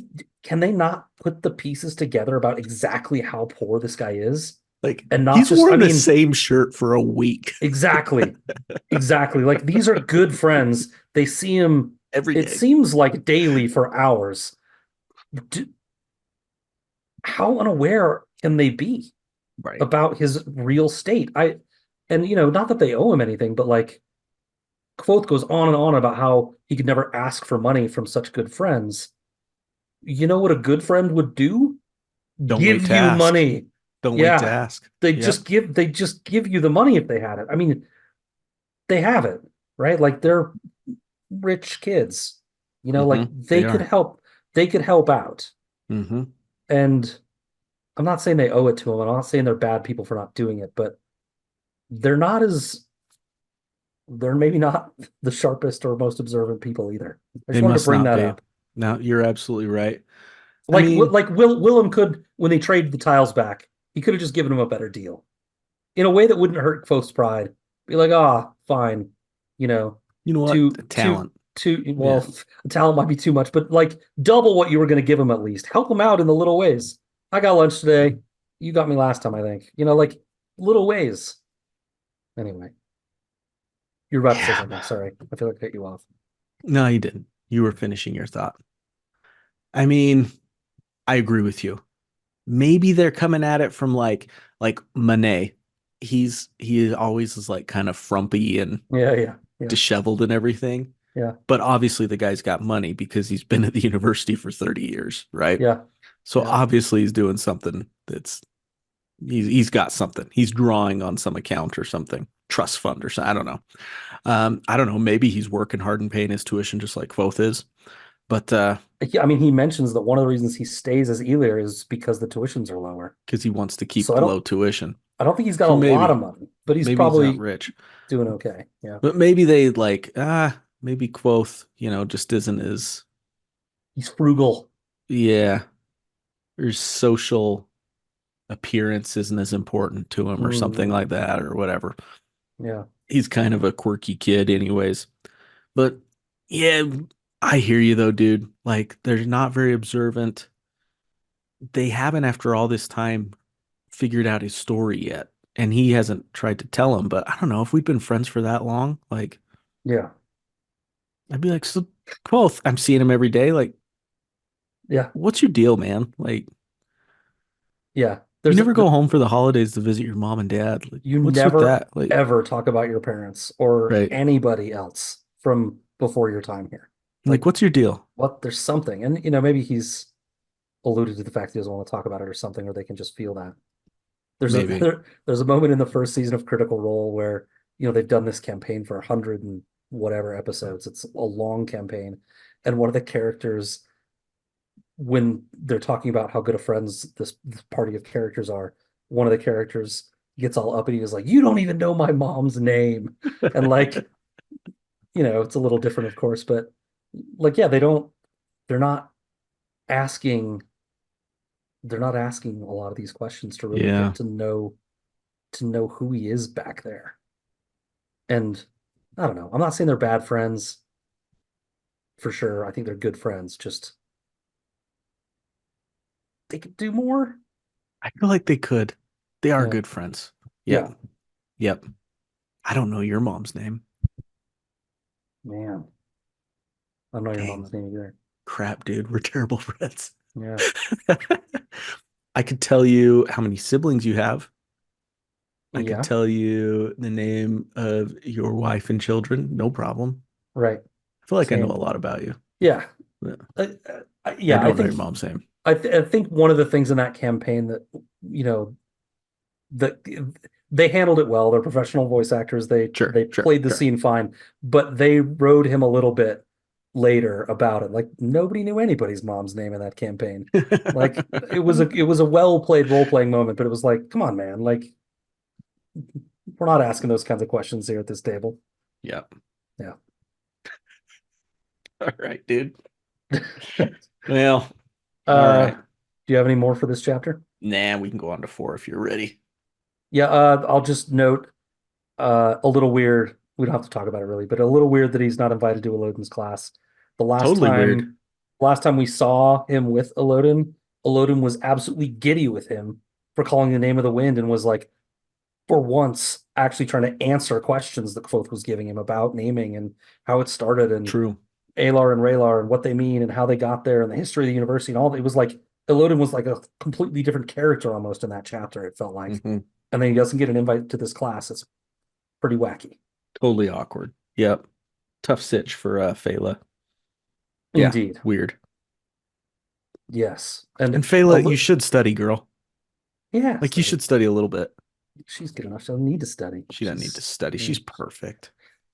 I do get the sense she was almost only signed up for that class because she thought Kvothe would be in it.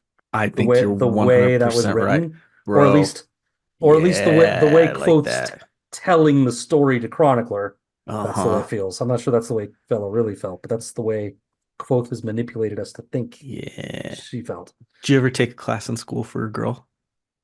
No. Matt, I had no idea anything at all about girls in high school at all. Like I had no idea what I was doing. Now look at you. Well, You king. You're a king, Scad. All right. Quarantine. Ready? Yep. Well, the tease doesn't last long for what other methods of preparation there might be. It's just the all too common, yet sometimes elusive making money. You know what we've all been trying to do for eons. Specifically at this point at the artificery, where a Kvothe can make a 60% commission on anything he makes that they sell. The key being timing, of course. Kvothe needs things that will sell fast, or his tuition won't be paid.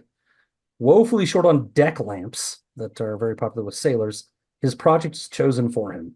He'll make two at a time, and hopefully they sell before tuition is due. It's 40 hours of drudgery work, but it should pay and get him closer.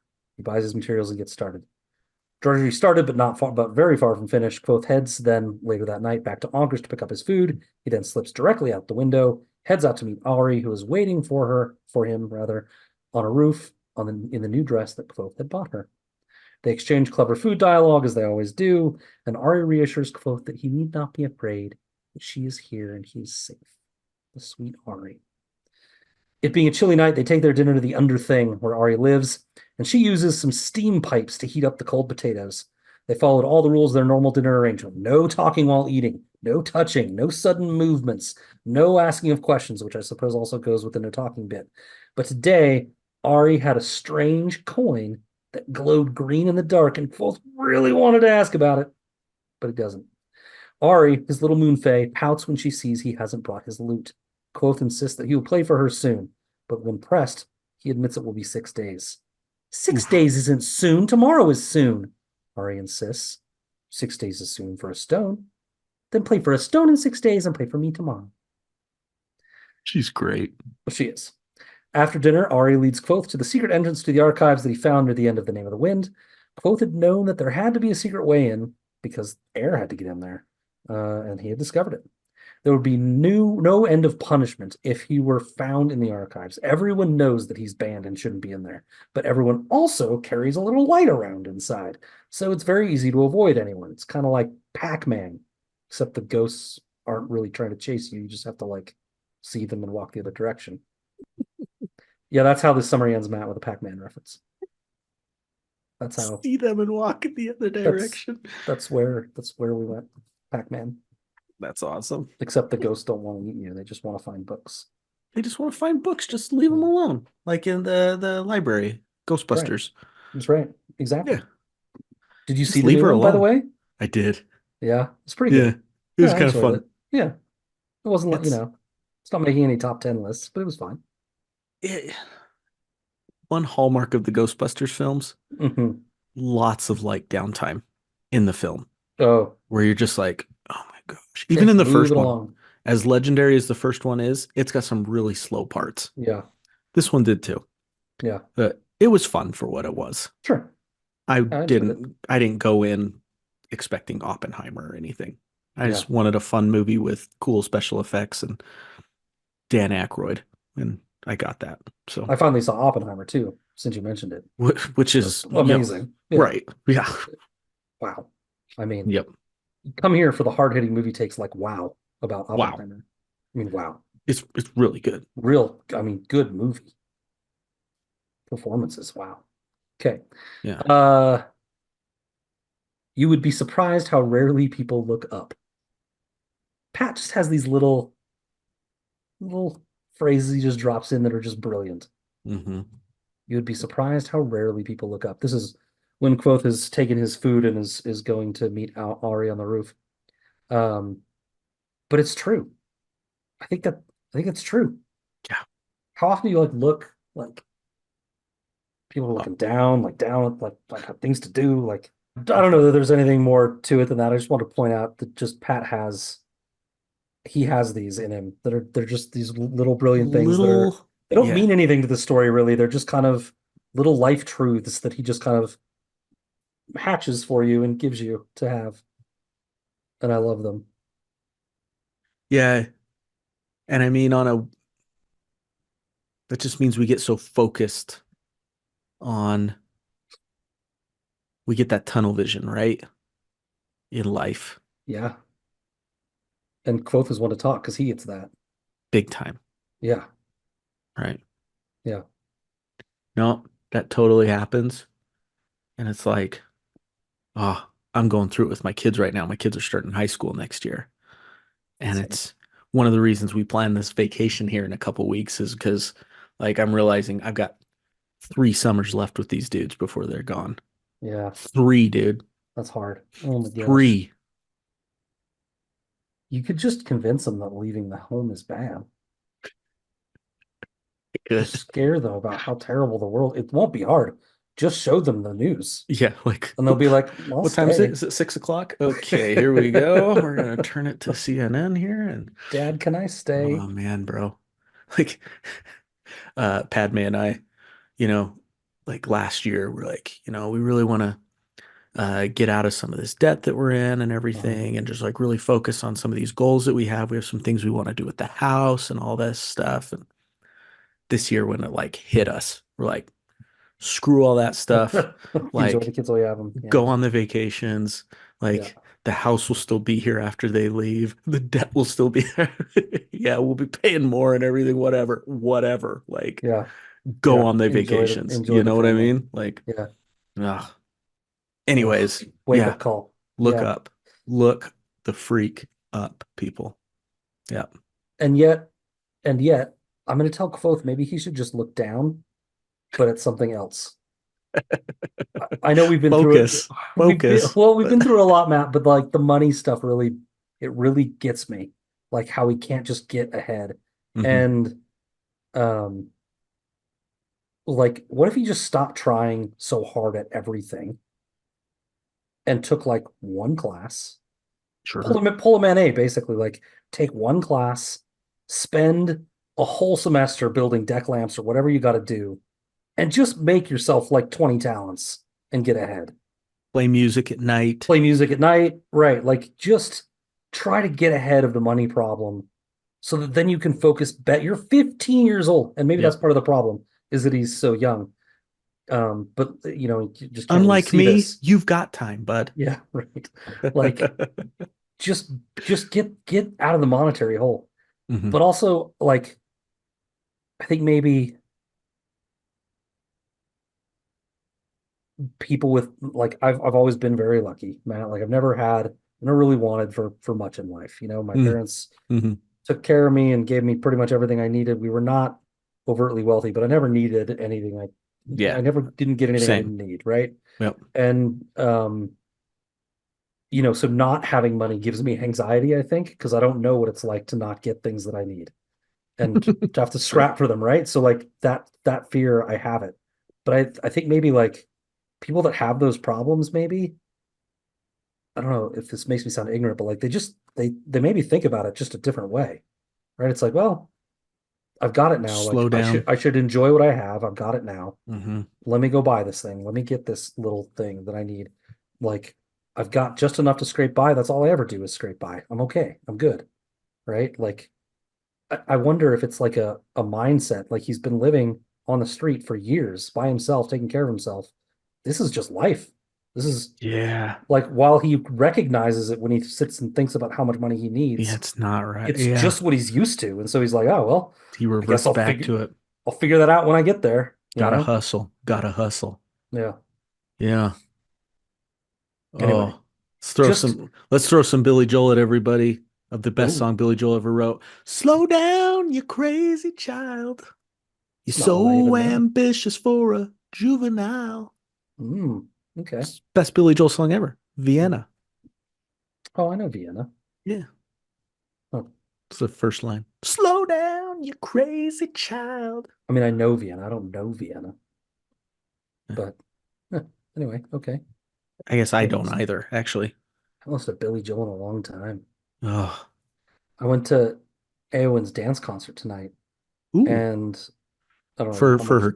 the kids she teaches, right? Yeah, for the kids she teaches. Yeah, and I don't know how much you know about this, but like basically, there's a dance company, right? And the girls do most of the choreography. There were like 15 pieces in this, and all but like three or four of them were choreographed by the Right. dancers in this company. They do it themselves Nice. and they teach it to the other dancers and stuff. And so they're choosing the music too. And one of the kids picked fucking Stairway to Heaven to dance to. Oh. It was awesome. It was Yeah, were you awesome. standing there with your hand I in the I air, was just like like I was in swaying? it, man. I was bouncing my head. Yeah, I was in it for sure. Eowyn Uh looked back at you from her perch up front, and she was like, You see She that? You see that? she was backstage, where she could drink from her glass. Uh, some Aerosmith for you.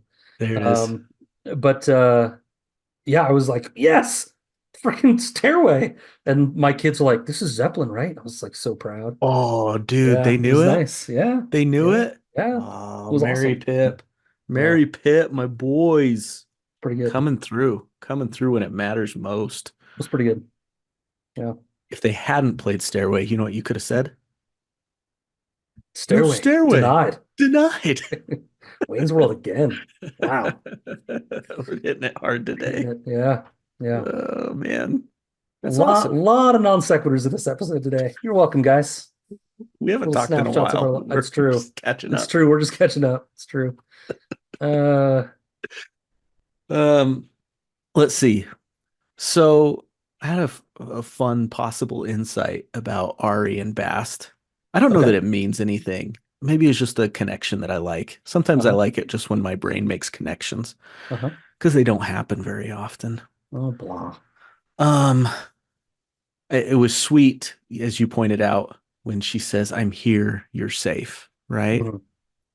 When Yeah. it was from something so just silly that Kvothe was Yes. talking about, right? What's he talking about? The potatoes? Yeah, They're cold. They're cold, I'm afraid, I they're think he cold, I'm says. afraid. And she Yeah. says, "Don't be afraid. I'm here. You're safe." And she becomes very serious. Hmm. Like, what do you think about that? Is there anything that we know about that yet? Like this Um, fierce, it's not fierce, but it's like this protective instinct that she has. I don't think it's anything we know yet, but something we might talk about in Devi After Dark that Okay. plays into that that role or that motif, maybe Hmm. that theme, I guess, of her being protective and Yeah. maybe her future in this story and where it will go. Because Yeah. who else is very protective of Kote? Yes. It's Bast. Bast, That's right? right. Good connection. Yeah. Um, this is a really silly connection. Scamper, the word scamper, is used twice in this block of chapters. Okay. One in reference to Bast, and the other in reference to Ari. I thought those it's an Huh. interesting word. When does Bast do it? When he's scampering Um, after as part of that joke? it's either in chapter one or chapter two. Hmm. Yeah, it might have been when he plays the joke on Chronicler. Yeah. It's in like those chapter one and two, they blend together so much. It's one of those two. He Yeah. tells about how he scampered away or something. Uh-huh. And, knowing what's revealed about him at the end of Name of the Wind, that he's actually Fae, right? Hmm. So that teaches us maybe a little bit about Ari. And I don't know if that connection means anything, but scampering around like a little Fae. What is Hmm. Koth call her? His little Fae His little moon fairy fae. moon Yeah. Fae. That's what it is. And worth reminding people too that Ari is not her name. He doesn't know what That her name he is. doesn't know her name. That's the name he gave her, right? Yeah, yeah. His little moon Fae. Yeah. "I'm here, you're safe," she says.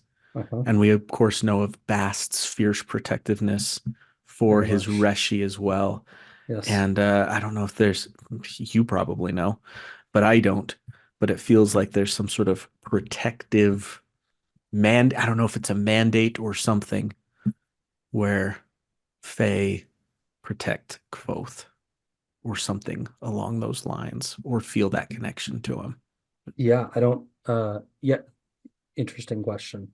Um maybe more in Devi After Dark. I don't All think I right. have a lot to illuminate on that, but Okay. I like the connection. Um, you know, Ari is Ari's a bit of a mystery, right? I mean, Yeah. keeping it clean for spoilers in all the ways. She's weird. She's strange. I mean, there's all sorts of, theories and stuff about her, but just what we know about her without spoiling anything, she's strange. She's a young-ish waif of a girl living by herself underneath like underneath a city in a former city's ruins, who likes to come out at night, but scampers away, whenever anyone startles her. Like Frightful. Yeah. she's and she, she eats with a straight back, like she's got manners and has been places, and she, there's just a lot about her that is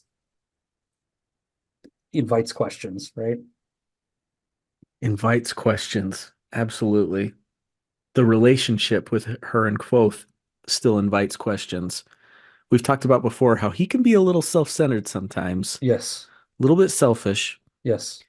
He's kind of gotten what he wanted out of Ari, at least what he said, which is he wants to learn about the under thing Yeah. and find access. Obviously, it's more than that, but that was a motive, right? It That he was was going about. it was once he learned about it, Right. But but he didn't, for most of the first book, he didn't really even have, I mean, maybe he had the germ of that idea. He mentions in the previous chapter that we were just talking about that he knew air must be getting in somehow.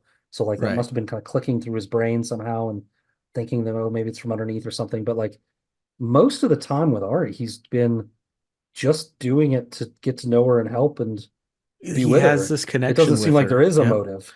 But Yeah. then he I does, think yeah, get something from her. maybe what I would say is he leveraged the relationship he had with her Yeah. once he learned about the under thing and everything Yes. to figure that out. It doesn't mean that he's using her or anything like that. Sure. But sometimes Kvothe, has a tendency to be a little self-centered and selfish. Yet even after this, he's got access to the archives and everything. He continues to see her. He Yeah. continues to sacrifice, you know, his own Time. food, Yep. his Food. own Yep. sleep. He just spent a whole day working and he came Yeah. back and he got the leftovers of the food from Hmm. Anchors and he bundled that up and he split it with her. Yep. Time, like you said, which he doesn't have a lot of. He's very busy right now, very stressed out, and he Hmm. still sacrifices. He was going to go to the library to study anyways. He could Yeah. have said, I don't have time to have dinner tonight. I really got to study. He sits, he eats with her. They Yes. continue their amazing friendship. And he doesn't even know her real name. We've talked about Sim and Will, Yeah. right? Not knowing, Yeah. not perceiving things about both. Yeah. Obviously, this is a different kind of friendship, but it is such a fascinating relationship that the two of them have. Yeah. And it's so different from every other relationship Kvothe has with literally everybody in this book. It's true. It's true. Um, he it feels innocent. Yeah. Yeah, he And does. that's You're right. what's He nice about leverages it. he leverages the relationship to get something he wants. But even when he asks very politely, right? Can I see your under thing? Jokingly almost. But but yeah, I don't get the sense that he was, working her like a target to get Sure. that. Yeah. It feels like a very pure relationship. Do you think either of them have feelings beyond friendship, or is it just pure innocent friendship? I don't think Kvothe does, and that's what I love about it. Yeah, That's what I love so much about it, yeah, is I almost feel like Ari's a bit of an anchor for him. yeah. It's hard to keep him grounded, but without her, he would I don't know, that guy would be It's off in crazy interesting. town or dead in a hole. Like, Yeah, maybe. And she kind of is maybe what's the opposite of an anchor? I don't know, like he brings her out a little bit, right? sure, Like yeah. I mean Hmm. might end up being, again, not spoiling, but might be something that ends up kind of saving her in a different way, right? Like, Yeah. Maybe like showing her she doesn't have to be afraid all the yeah, time, you right. know? Yeah. The Yeah. feeling, I the power of feeling seen and heard is tremendous, right? Of somebody feeling seen and heard and valued. Yeah. yeah, I don't want to project. It's interesting. Again, it's both telling this story. So like if she felt something like more than friends to him, like was in love with him or something, you'd think that would come out in the storytelling unless he was hiding it for some reason. Now we get back to all the stuff that you and I kind of hate about Yeah. this series about like second guessing the intent of Unreliable quote telling narrator. the story Yeah. and Everything like that he all that stuff says. gets like, wait a minute, what's he doing? Hmm. He could be hiding that for some reason, um, if it's there. But the way he's telling it, it feels like it's just innocent and friendship and nice and sweet. It comes across as big brother, little sister. Yeah. or big sister, little brother. Yeah, I was But just about to say, like, yeah, in reality, yeah. yeah, it's probably switched. But yeah, I agree with you, man. Yep. This chapter two, I don't know how much more you have on it, but this chapter two is a bit of a catch-up chapter. We get to re-meet Ari, right? We get to, learn about the fishery, and how it works. We're Um, reintroduced to Jackson, that guy. Reintroduced to Jackson, thank goodness. Poor Jackson. Reminded of the relationship at Onkers, playing for food and It's having a true, room yeah. there. It's Hmm. but mainly reminded, like, oh, he's got this entry into the archives through the Under thing, and he got that through Ari, and here she is. Remember her? She's this sweet little moon fae. Um, but like very little else happens in this chapter, really. Right? Hmm. It's like, hey, um, remember he works the fishery and he's gonna make stuff and make money. You knew he does that already. Hey, he's got food and he's gonna go visit this woman that if you're with us, but you know that already too. They don't uncover any new ground here, other than I guess you can heat potatoes in the pipe boat by the pipes. Um, and then oh, by the way, he, uses it to He get gets into to the the archives. library so he can We study. know Yep. literally every single thing in this chapter we already know. So It's true. a it's a All of that weird we know. chapter. Yeah. Hmm. Anyway, so I guess on that note, we should stop talking about I got nothing else. it. This next one's kind of fun. It's a little different. This next one is a little fun. It's still a little catch up, though. It's like the Eolian is this majesty of music. Anyway, I won't spoil the chapter. Go ahead. 100%. Well, we're going to move pretty quickly through the summary. Death, taxes, and as we mentioned before, Kvothe hustling for money. Um, Making and selling items from the fishery, music at Onkers, covering people's shifts at work, manual labor, gambling. Even so, it just doesn't add up. Uh, it would be even with all the work he's putting in, he'll never have enough. Well, he's not going to have enough for tuition. He needs to go big. He needs to do something else. Enter the Eolian. In the company of Will, Sim, and even old Manet in the sea, old man in the sea, old, no. Um, Will and Sim are basically already in their cups, already drunk. They'd already passed their admission tests and they were in a celebratory mood. Um, as they're at the Eolian, Kvothe, these two best friends, encourage him to play his Ambrose diss track that had spread like wildfire on both sides of the river. But no, Kvothe was firm. He was done with all this Ambrose business. Monet agrees with him. He says Kvothe had already been called to the horns twice and whipped just as many times. No use irritating more the men who decided your tuition and fate at the university. And per Monet's educated guess, remember he's been at the university 30 plus years, Kvothe's tuition wouldn't be less than 10, count them, 10 talents. Hold up all of your fingers, most of you in the world. And how many are there? That's how many talents Kvothe is going to have to pay. And that's about 9 more than Kvothe currently had. And his admissions is the next day, right? Yep.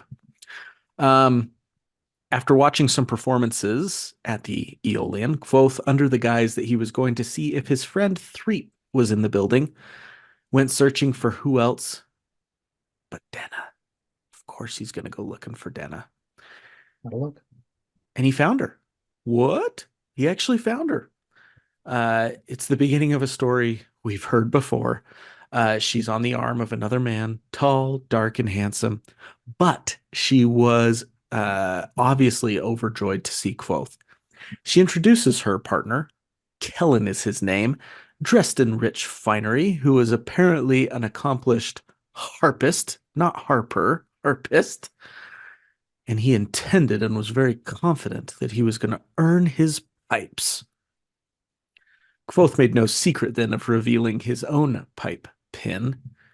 Oh boy, a boy dressed like Kvothe who has his pipes and delights his date?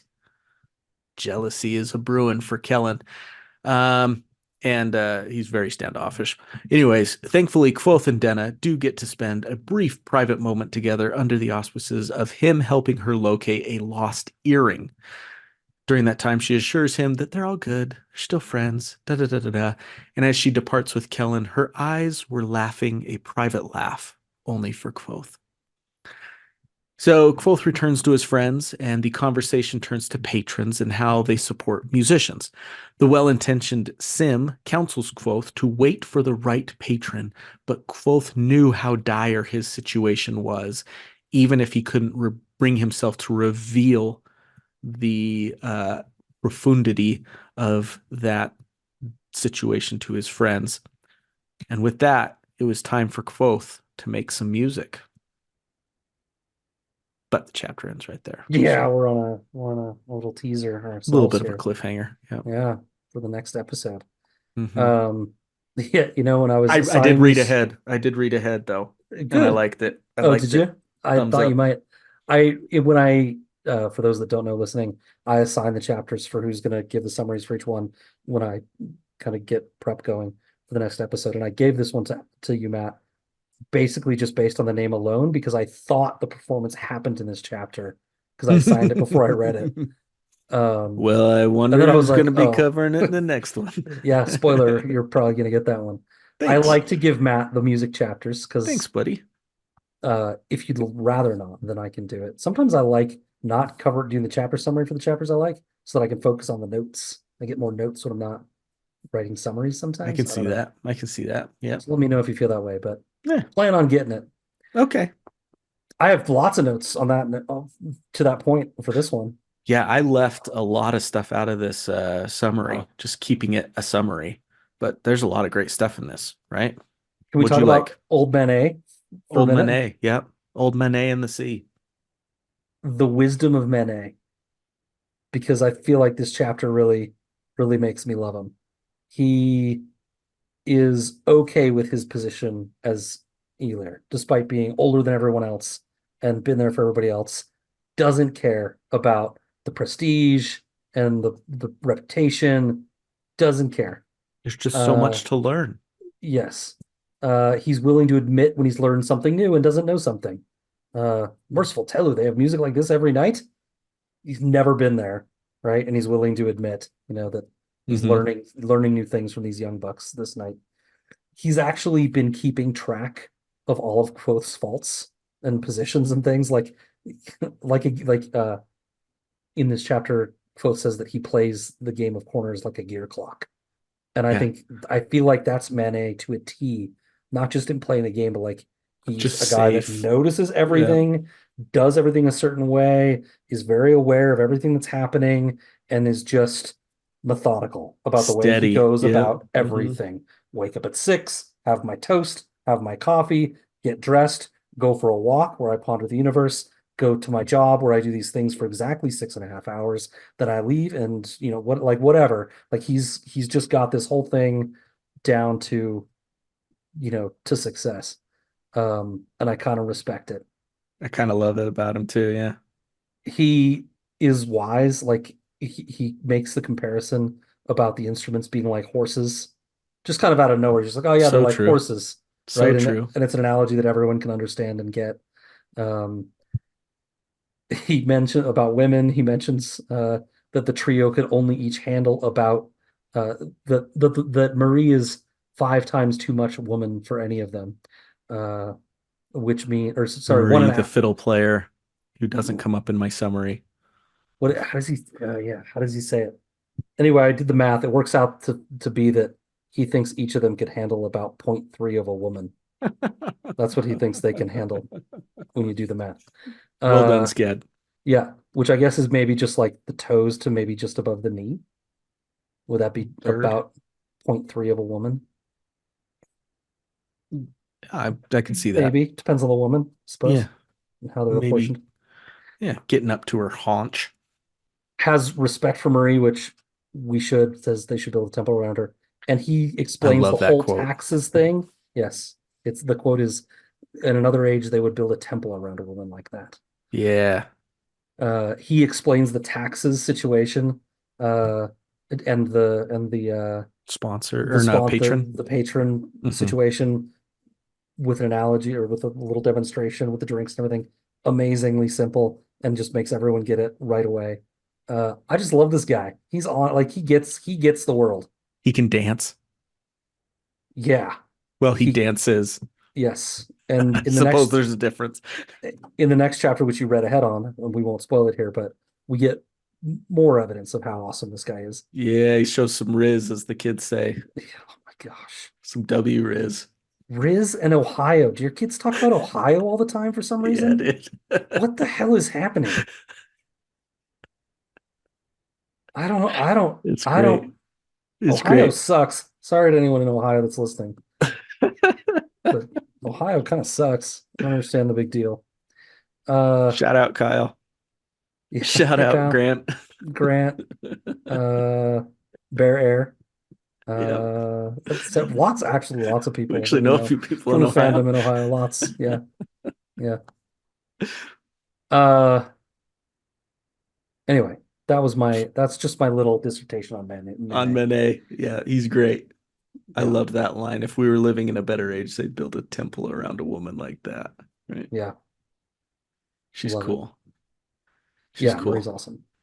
That it will admits I admit I have given Marie a fair amount of consideration. We know what that means, Will. Yep, We we know what do. you're doing with your hand and your other body parts Whoa, whoa, whoa. at night. Don't touch that sock, Mom. Uh, I liked kind of just like there's lots of little like music industry slash just culture references, like not talking during performances. That's Uh-huh. a big thing. Or getting relentless crap about playing a certain song, you Mm. know, play Stairway, Yeah, like they're making him try to play that. play Yeah. Stairway. There was Hmm. this local artist I used to like. His name is Kerry Judd. Great music. Look him up on Spotify, guys. He's cool little local Utah guy. And he had this really, he was a serious good songwriter, but he had like one silly song called Get Out of My Car. And Uh-huh. And people would demand. get out of my car. Uh-huh. And I went on, I like, I listened to him before I went to on my mission to Brazil for 2 years. And then I came back after 2 years and I went to one of his shows. And I was right up front. It was just a small little club. I was just right up front. And he's played some of his songs. It was great. And then in between songs, I should have known better. But You didn't. I was like, get out of my car. And No. dude, he gave me the crustiest look. Just like it just like shrunk me down to 2 feet tall, the look that he gave me. He just looked over at me and just like pure disdain just dripping off of his face. And then he looked away. And I did like the Homer Simpson back into the Back into shrubs the thing. truck. Like I Yeah, was like no totally. longer at the front of the car. I just like went to Everyone the stepped back. away from you. Oh And yeah. that's how Kvothe is with the Ambrose diss track. Um, but actually not. Like secretly he kind of wants to play it, huh? Yeah, I think He so. just doesn't want to get in I think he trouble. likes it. I think he Yeah. likes it. Yeah. Also, though, other than, Squirrel in the Thatch, he hasn't written a lot of music, No, both. So, uh, it's kind of, the first time, they want Cisco to play the thong song, you know, it's through the first original. 100 times, he's like, yeah, amazing. People want my song. It's the thousandth time where you're like giving crusties for get out of my car. Get out of my car. Yeah. The thong song. Cisco's like, I've got other songs, I have other songs. Bro, I you have one. literally don't. I have one about a bra. Anyways, there was Supported me in lots of some just tough those little times. things. Uh, voices getting better with age. I thought that was lovely. Is that true? Um, maybe, maybe not. I suppose it depends on the artist taking care of themselves. You know whose Yeah, voice has gotten better with age I is don't. old Mr. Matthews, David John Matthews. Yeah, His voice has gotten better with age. The range interesting. that guy demonstrates on some of his newer albums is Yeah, just remarkable.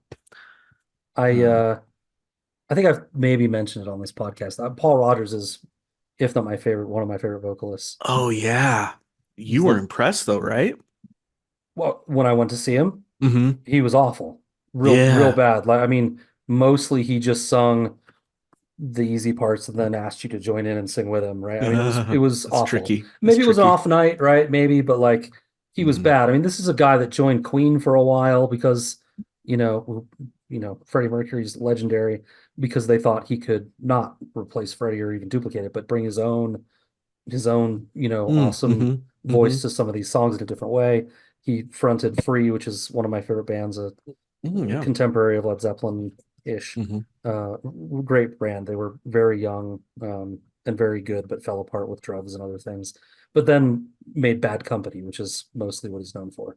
For sure. Um, but he's probably my favorite vocalist, and he was real bad, really bad. Just real bad. Yeah. But I also went and listened to The Man That Can't Forget, the song from the Wheel of Time show that I just Mm-hmm. love. And just that man's just like, it's scratchy somehow, but it's somehow still like richer. Oh, it almost makes it It's, better when it's a little yeah, imperfect, right. right? That's what I love about Bob Dylan.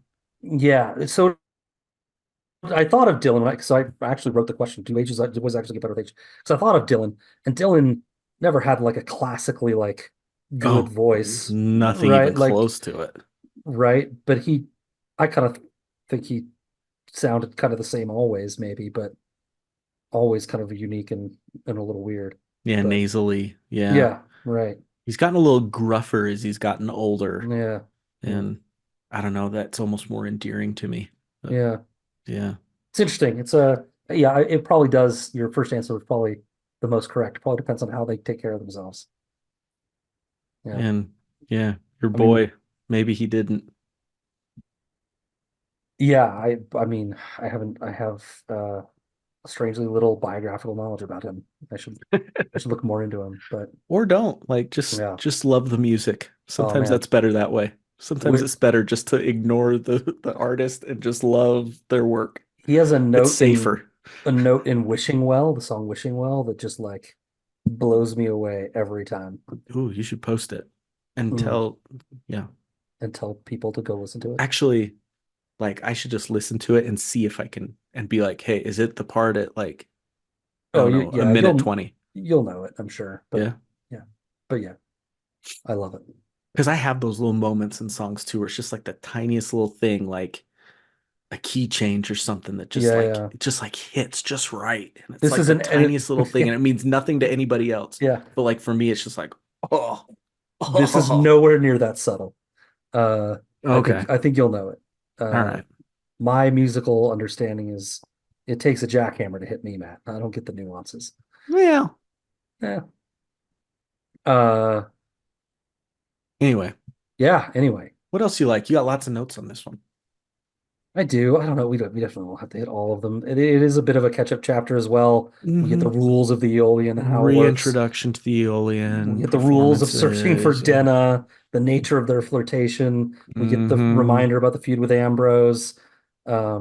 But I don't know. I'd say this chapter kind of interlaces it a little bit better than the other ones. Um, this one feels like you get more progress. Maybe it's the mayonnaise stuff that makes it sing. Yeah. Um, It does cover a lot of ground, yeah, it does. It's also a long right? chapter. The patron stuff too. Yep. Like, Yep. yeah. Yeah, more covered stuff. Um, we kind of already covered the money stuff. It's kind of his own doing. Like he didn't have to buy a loot that expensive. That was my thought exactly. Like, I don't know. But Go buy the $300 guitar. You don't need the $5,000 Taylor or Martin guitar. Go right. get the $300 Ibanez and bro, you'll be great. But again, back to my statement about how maybe I just don't understand the mindset. Like when you never have money and you're always wanting this thing, and then suddenly you have the money. Yeah. Maybe that's just how it is. It's just like, well, now I have the opportunity. I won't have this opportunity again. I better use it now while I have it. And so what if True. I won't have no money? I never have money. That's Hmm. what's different about that. But at least now I'll have a loot, you know? Anyway. Oh. Um, Denna with her Denna. secret smile, those Yeah. eyes like coffee and earth or whatever he says. So it's a hard thing to put into words, I guess, but there's just there are those relationships and those connections you have that just kind of make you sing. They just kind of make you better than you are otherwise. They make you feel electric and alive. Um, Fella's nice. I just don't think she's nice. She's amazing. She's great. All the things you said about her, totally true. Wonderful. But it's just something about Denna wakes him up. Something about Denna gets inside of him and makes him this clever, on his toes, rhyming, you know, metaphor making, amazing guy. And I think that's it's just something you feel. And so it's something he can't deny, right? Well said, man. Yeah, I think I was talking about 15-year-old Matt. As Yeah. Matt gets older and as we get older, we Yeah. start to realize that those are the ones that matter, right? And those are Yeah. the things that matter that awaken that electricity in us. Totally. Right? And Absolutely. so, having said what I said before, I'll say this now, it's I completely understand the Yeah. allure of Denna, you know? Yeah. So, And you don't, because like it's really only that alluring for him because yeah, it's that spark. it's like Like it's a hard thing to explain to someone why that right. spark is there for you and this other Well, it person. goes back to that conversation he has with Bass later about, and he's like, I mean, her ears were kind of weird. Yeah. Like, Yeah. Yeah. Yeah. where Bass is like, she wasn't, I mean, she Yeah. was nice, but she Yeah. wasn't like Sh- nice, nice. She's Like, fine. She would be the prettiest girl in her village for sure. right. You know. So she's like a seven, is that what you're saying? Like, But not to him, right? And but not that's to him. yeah, Yeah. Oh man, remember that band Semisonic? Do you remember them? barely. I Closing remember. time. Oh yeah. Yeah, I remember closing time. Closing time, right? Yep. I remember it. They've got a deep cut called Secret Smile, Okay. and that's you'll sing that song. Make that put that on the soundtrack of this album.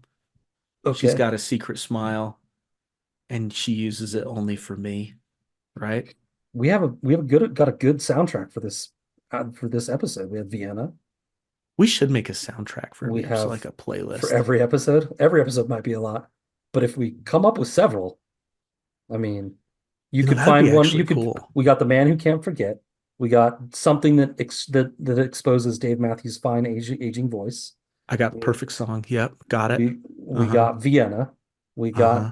Semisonic's Secret Smile. Stairway. We got Stairway. We got Wishing Well. Yeah. Okay. We'll put it together. I'll get on Spotify. We should start like a Wise Man's Fear playlist and we can Wise just Man's like Fear add to it. playlist every Add to it. episode. Yeah, that'd be cool. Anyways. We could make it a patron perk, or we could just give it to everyone. Yeah.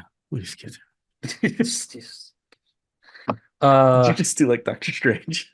I don't know. I don't know what I was doing. When you were flying around the world and I'm lying and lonely, I never really looked at these lyrics till I just pulled it up right now, but it actually is quite pertinent.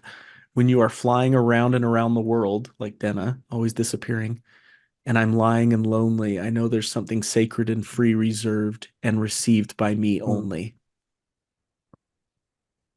that's right. That's Kvothe and That's Denna, bro. that's that's that's it's honestly it's Denna's whole real personality.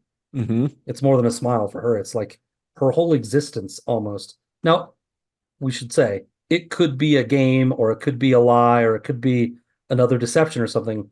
But the way Quoth tells this story, it almost seems like Denna is herself with only him. Yeah. She's hiding in somebody else with everybody else And then for him is when she, when she shines, right? yeah, Yep. Drops the mask. yeah. Anyways, Anyways. Semisonic. Their lead singer went on to like write for other artists. He like writes for Adele now and stuff. Oh, that's cool. Yeah. That's cool. Anyways, probably pretty good money in that when the closing time money starts to wear thin. So, It'll never go away. That song will get royalties for bars closing, playing that song as they close for his oh entire my life. gosh, dude. You know, I say this, but I don't know if I would be. I would be perfectly content just writing like one legendary Mm, banger hmm that people get super sick of, but then later on they're like, you know, that song was all right. One with staying power. Yeah, Yeah. they can just, Yeah. yeah, I wonder about the staying power of some of the music these days, and not because it's bad music even, but more because of like the way it's distributed and the way it's experienced. Now there's always an easier way to get something it's new. so Like, easy. right. Yeah. And like Taylor Swift, like maybe the most obvious example. Like she's had a huge, I know, yeah, I know you're a fan. And I'm not trying to bash her at all. I don't I think just you are. wonder like she's had monument, like maybe the most influential artist literally of all time. I mean, it's getting close, It's right? I getting mean, there. like, from She's approaching Michael exposure. Jackson, Yeah, Michael Prince, like Jackson, that kind Beatles, of like, status. yeah, Yeah. exactly. So like, but like, we still sing Beatles songs. Hmm. We still sing Michael Jackson songs. We still sing Zeppelin songs. In 30 years, will people still be singing her music or not? And is it anything to do with the music, or is it just like technology and exposure and the way we access things has changed so much that like nothing gold can stay? Yeah. That's a good question. I feel like I know you're making a broader point. I feel like with Taylor, I think it will. I think she's had that Yeah, much of an impact yeah, that she will. But other artists, yeah, man, I totally hear you. It yeah, was like the reason I know the song Secret Smile by Semisonic yeah. is because I had to buy that album Right. with my own money that is Hmm. a 14-year-old. I had to mow lawn to Right. earn. Yeah. And then I went and bought that. So I'm not just going to listen. I'm going to listen to every single track and I'm going to read the liner notes as I'm listening, because I put down good money for that And album. it's the only new one I got. And it's it. So Yeah. I'm gonna listen to it a lot of times, I like can't over and just over again, because I can't jump I gotta around mow a bunch to more lawns next before I artist. can buy Everclear or whatever, you know? Totally, dude. Like I'm gonna get my $14 worth of listening to this thing over and over again. Now it's just like, Absolutely. well, what does Spotify give me today? Oh, no, I Yep. got Sonic again. I heard that yesterday. Skip it. Yep. Yep. Move on Like, to the millions of other songs you can listen to. yeah, and I So, don't actually mean to yeah. say it's a bad thing necessarily. Oh, it's, It's just it's the pros and cons are, it it makes yeah. the pervasiveness of the music, I think, very different though. Yep. And Yep. that's interesting And to for a degree, you don't maybe appreciate stuff as much as you would, or give it the chance that you would. Because if you don't like it 10 yeah. seconds in, you're just on to the next one. Yeah, it's So, true. That's yeah. possible. Yeah. Anyways, Anyways, man. Okay. most used word of this episode. Anyways, Yeah. Uh I've got other stuff, but I think it can be skipped. Uh yeah. You got anything else? Rich white male syndrome so with Kellen. yeah. Oh my gosh, that guy sucks. Yeah. Uh, what is Kvothe hoping for here? Maybe this is answered at another time and place, but as a new reader, that's a question for me. Like, is he really hoping to somehow earn 9 talents by playing tonight? Is he hoping to find a sponsor that's going to give him money right away that very night? Like, the setup to this chapter is like, I've got something in my back pocket. I got one more thing to try, you Yeah. know? But what is he really hoping to get out of this night? Yeah, I think he's hoping to make a bunch of money. But I think also that the news he gets in this chapter that his tuition is going to be 10 talents also throws that out the window. I It's don't think he's ex deflating, I don't think he's expecting to be able to make 8 talents tonight. I think right? he was thinking he could make 3 or 4, and he's a genius, so he'll get tuition to be 5, and he'll somehow scrape it together and make it work, right? Uh, But I think when he hears that it's 10, I feel like maybe is a little deflated. yeah. But I think, yeah, he's there in hopes to make money. But I feel like in the past chapters is like they didn't make a ton of money just from the playing. The money came from the sponsors or the yeah, patrons. I keep yeah, calling them sponsors. I don't know why. The patrons.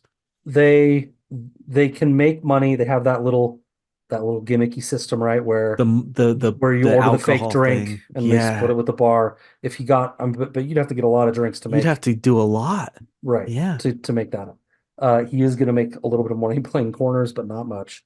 Right. Like he I won't feel even make like a it's the same talent with doing the other that. things. Is like he's Right. getting some money coming in, but it's just not enough. No, I agree with you. It feels it feels like unless he had the very first time he plays the Eolian, remember Threep takes him under his wing and just throws money at him. Just like Hmm. here, thanks for being amazing. It's almost like maybe that's a moonshot, but you're right. The way he describes it as a trick up his sleeve almost seems like there's more to it. And without spoiling, because it happens next chapter, um, you know, it doesn't it doesn't feel like there's much more to it than just I hope I make money playing. Yeah. That's what it seems like this chapter's telling us. And obviously wanting to find Denna, which is Right. pervasive too. Right. Was the I'll make all my money at the Eolian just a chance to get Pat a chapter in the Eolian to do a catch-up chapter where he searches for Denna and reminds us what the Eolian is? Maybe. I Maybe. hope. But anyway, we do get a doozy of a chapter. That's a minor spoiler, I think. The next one. Hmm. I don't think I have anything else. Do you want to move to Debbie After Dark? We got a long episode going for our kickoff for Yeah. Wise Man's Fear. Yeah. Yep, let's do it. So if you are interested in not being spoiled and letting me take those arrows for you, stop listening immediately. But join us for our next episode. It's coming up soon, in like 3 weeks, Yeah, three where weeks. you will find out what is going to happen. What kind of music does Kvothe play? Does he play any music? What? Does he finally come to his senses about Fela? Spoiler alert, nope. Uh, does Monet continue to be cool? Spoiler alert, yes. Yes, he So does. join us for next time. Yeah. Now let's Hugh, proceed. Oh, go ahead. perhaps the biggest spoiler, really, in life, forget these books, is the cool old guy that like seems like he's really got his shit together and is cool. He's actually really cool and has his He shit actually together. is. Not in like the Riz King of Ohio way or whatever the kids are saying, but like he just gets how life works and has his shit going. The Rizzler, The Rizzler. the Wizard of Oz. My kids said those exact same two phrases on the way to the concert tonight. Are your kids and my kids talking? They might be. It's Ugh. pervasive, bro. It's all over.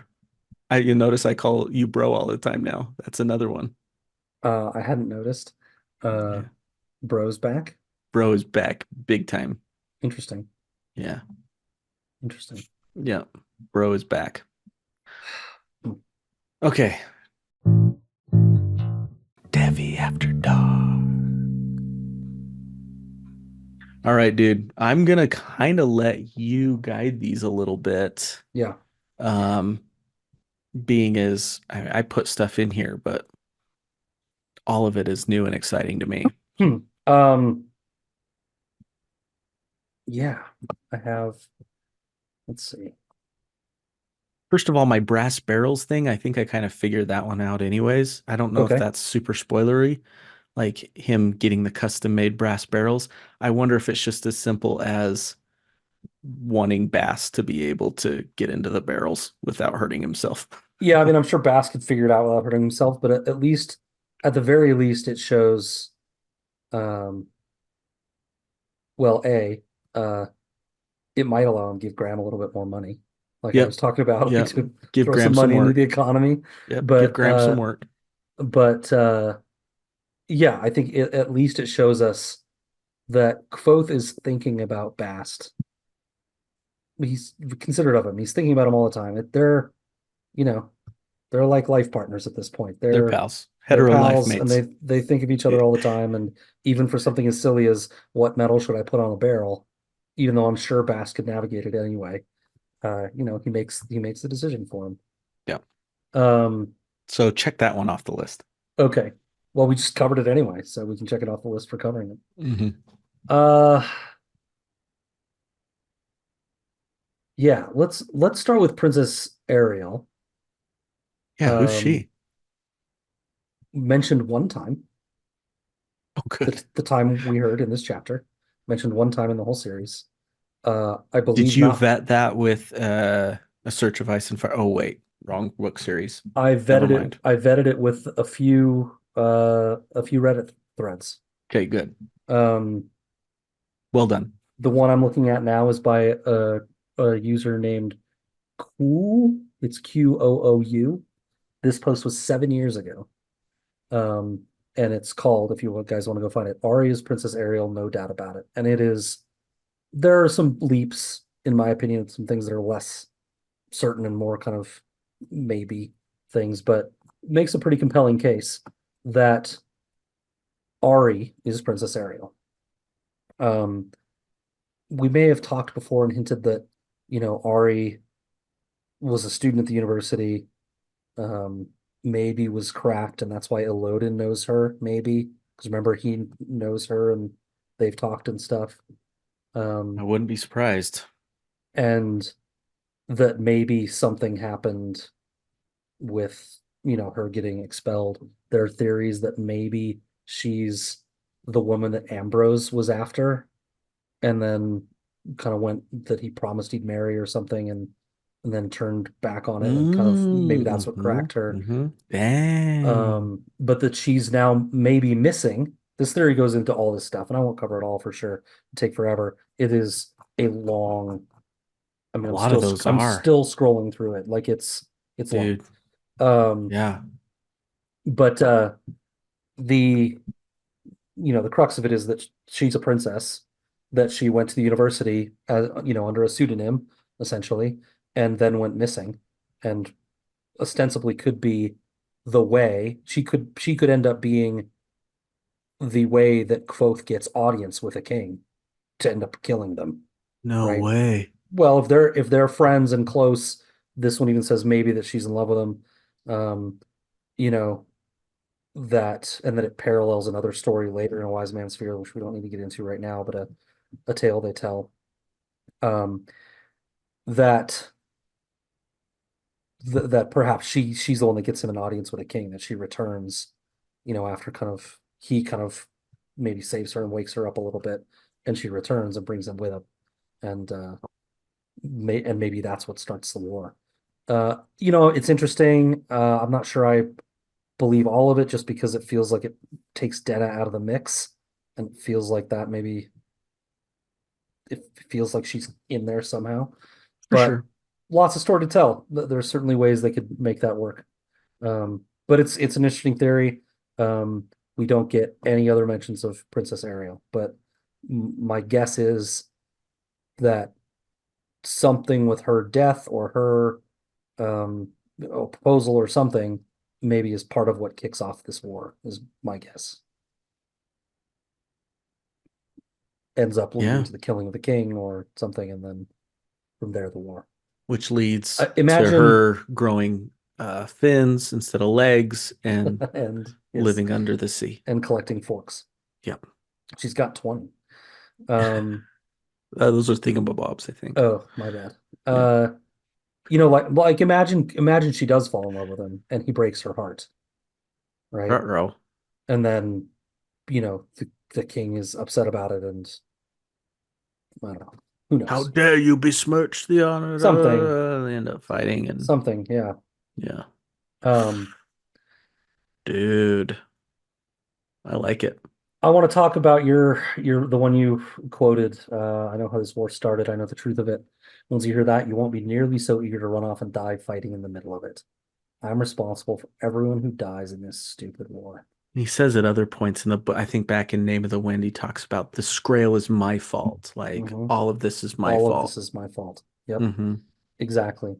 Um, and I want to address it because I haven't I haven't gone and looked on the Reddit for more on this, but I don't know anything about this. I think just to like put your mind at rest, I don't think this book covers it at all.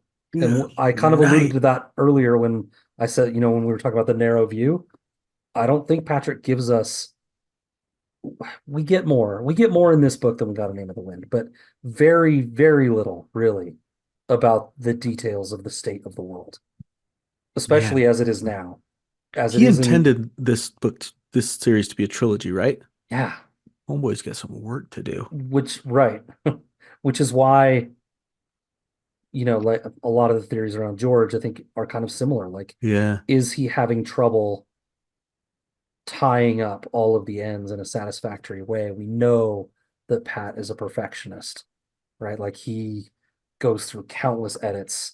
He's, These books are a testament to it. yeah, they're Magnificent. magnificently written.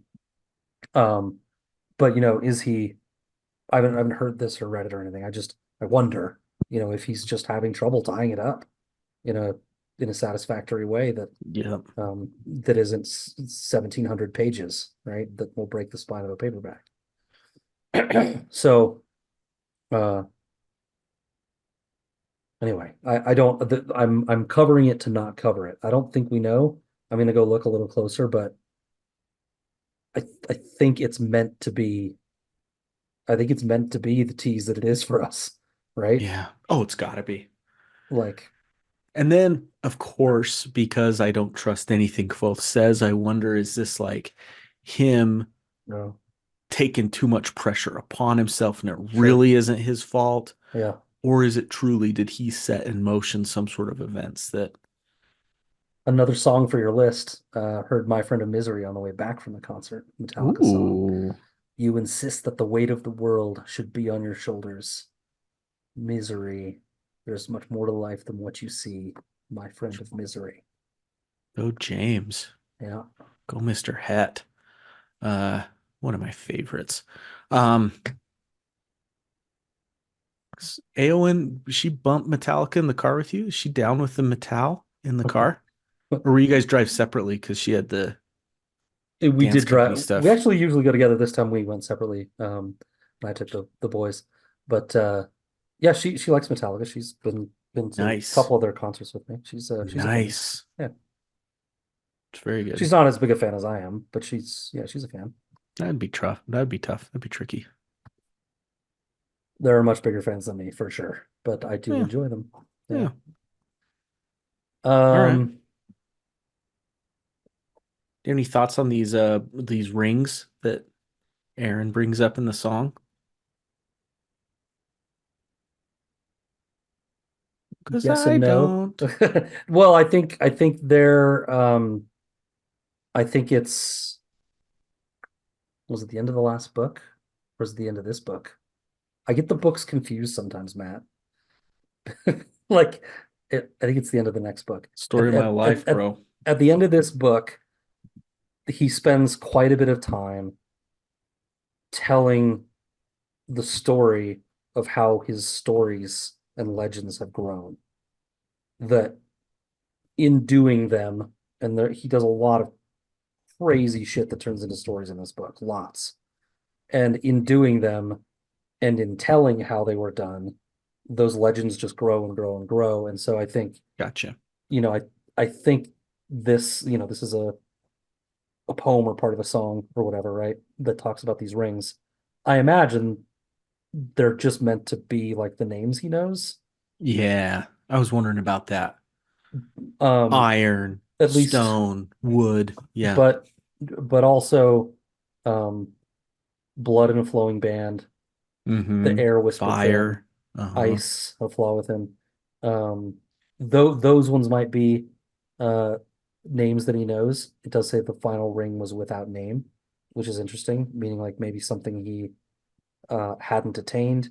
We know there's the What if there's like box, a blind the spot for aiming, naming, right? yeah, Oh, the something that he hasn't box. been able to figure out, right? Yeah. Yeah, maybe. Um, Oh, I like that. Also, there is in this book for the first line of stone, iron, amber, wood, and bone. Um, there is an entire social structure in one of the cities he goes to where your status is determined by rings that you leave with other people when you go to visit their house. Like if this person's above you in the social structure, you leave a ring for them of a certain type, right? and it signifies where you sit kind of in the pecking order and stuff. Frickin' Um, Pat Rothfuss. yeah, Goodness gracious. it's a pretty intricate thing. I'll have to spend more time as we analyze it to really understand all the levels of it because I kind of, I didn't care too much about the detail before. But I can tell you that I believe it's, oh, I might get it wrong. I didn't look. A bone ring is uh super bad. It's like the biggest insult you can Really? give someone. Yeah. Dang, I'd dig a bone ring. Yeah. Um Bone and ring would be nice. and I won't tell you who to keep you even a little unspoiled, but Kvothe gets one in this From book Jackson. from Jackson. Stop checking out supplies. You know how much trouble I got in because of you? uh yeah, so the rings unseen maybe are names.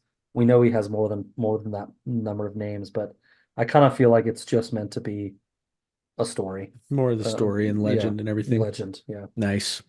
like all I'm the down. stories of Taborlin the Great. Yep. Um, Maybe last one, getting late. It's just a very quick, fun one. Prentice, who's I can never remember his name. I just call him Prentice. Prentice, whatever it is. Uh, Dentist name is Crentis. Prentice. Yep. he uh he mentions that Kvothe once rescued girls from a troop of ogres. Oh, Aaron. Aaron, yes, Okay. and Kvothe just smiles, and I think that's definitely an allusion to something that happens later in this book, um, where again it's hard because I don't want to spoil you on some of this stuff. Okay. But he rescues some girls from some people, and Aaron has called them ogres, and it's very fitting that he's calling them ogres. Nice. The way I'm reading this. And that's it. Nice. I don't know if I have more. Um, both Oh, not oh, knowing about Elodin's class. That sucks. I want to go back to the Ari thing real quick. One of the notes I had, I didn't mention. Uh, Okay. it said lots of times that Kvothe is just good at naming. Remember, we had the horse with the stocking foot, right? And he accidentally names him in Nice Ciaru the callback. wrong name, Yep. right? We think he's just good at naming things, right?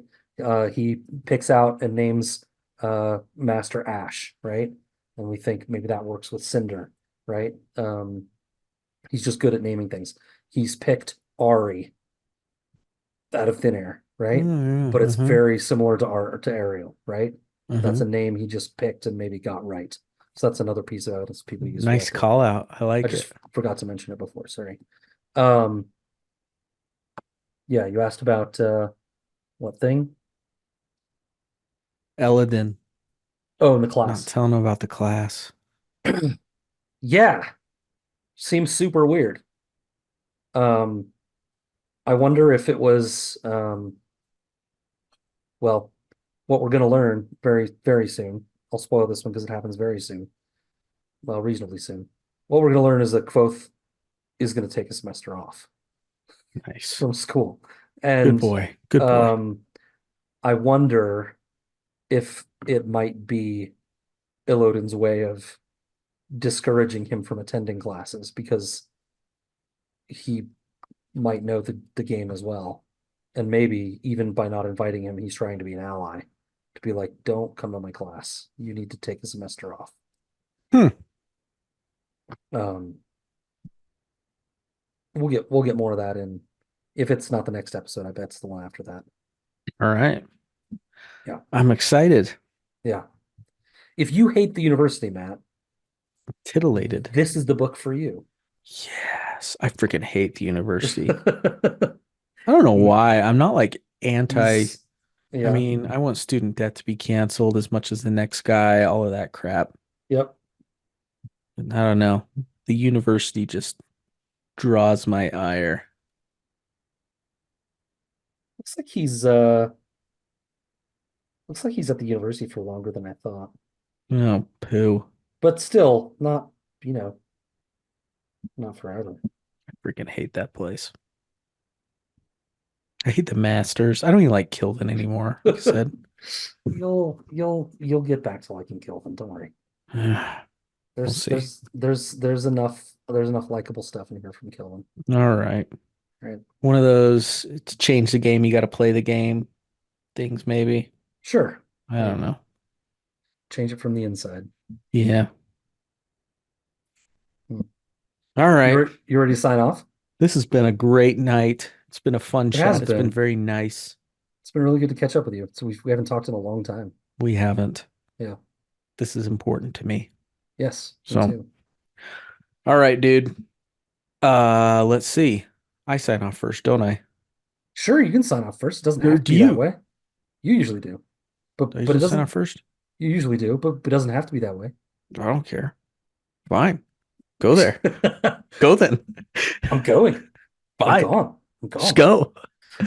Uh, Uh I don't have much of, I didn't think of a sign off tonight, but um my sign off would be go and tell someone that you love them or what you appreciate about them. yeah, I think that's a good message for the night. Really on in that theme, appreciate what you have because you don't always have it forever. Have them forever. Have it forever. Have it, have them. Yeah, well said. So appreciate it. Says two guys going through midlife crises right now, Yeah. having some existential musings. Oh, thanks On for that listening, note, everybody. If you made yep. it this far, Good night. good night, everybody.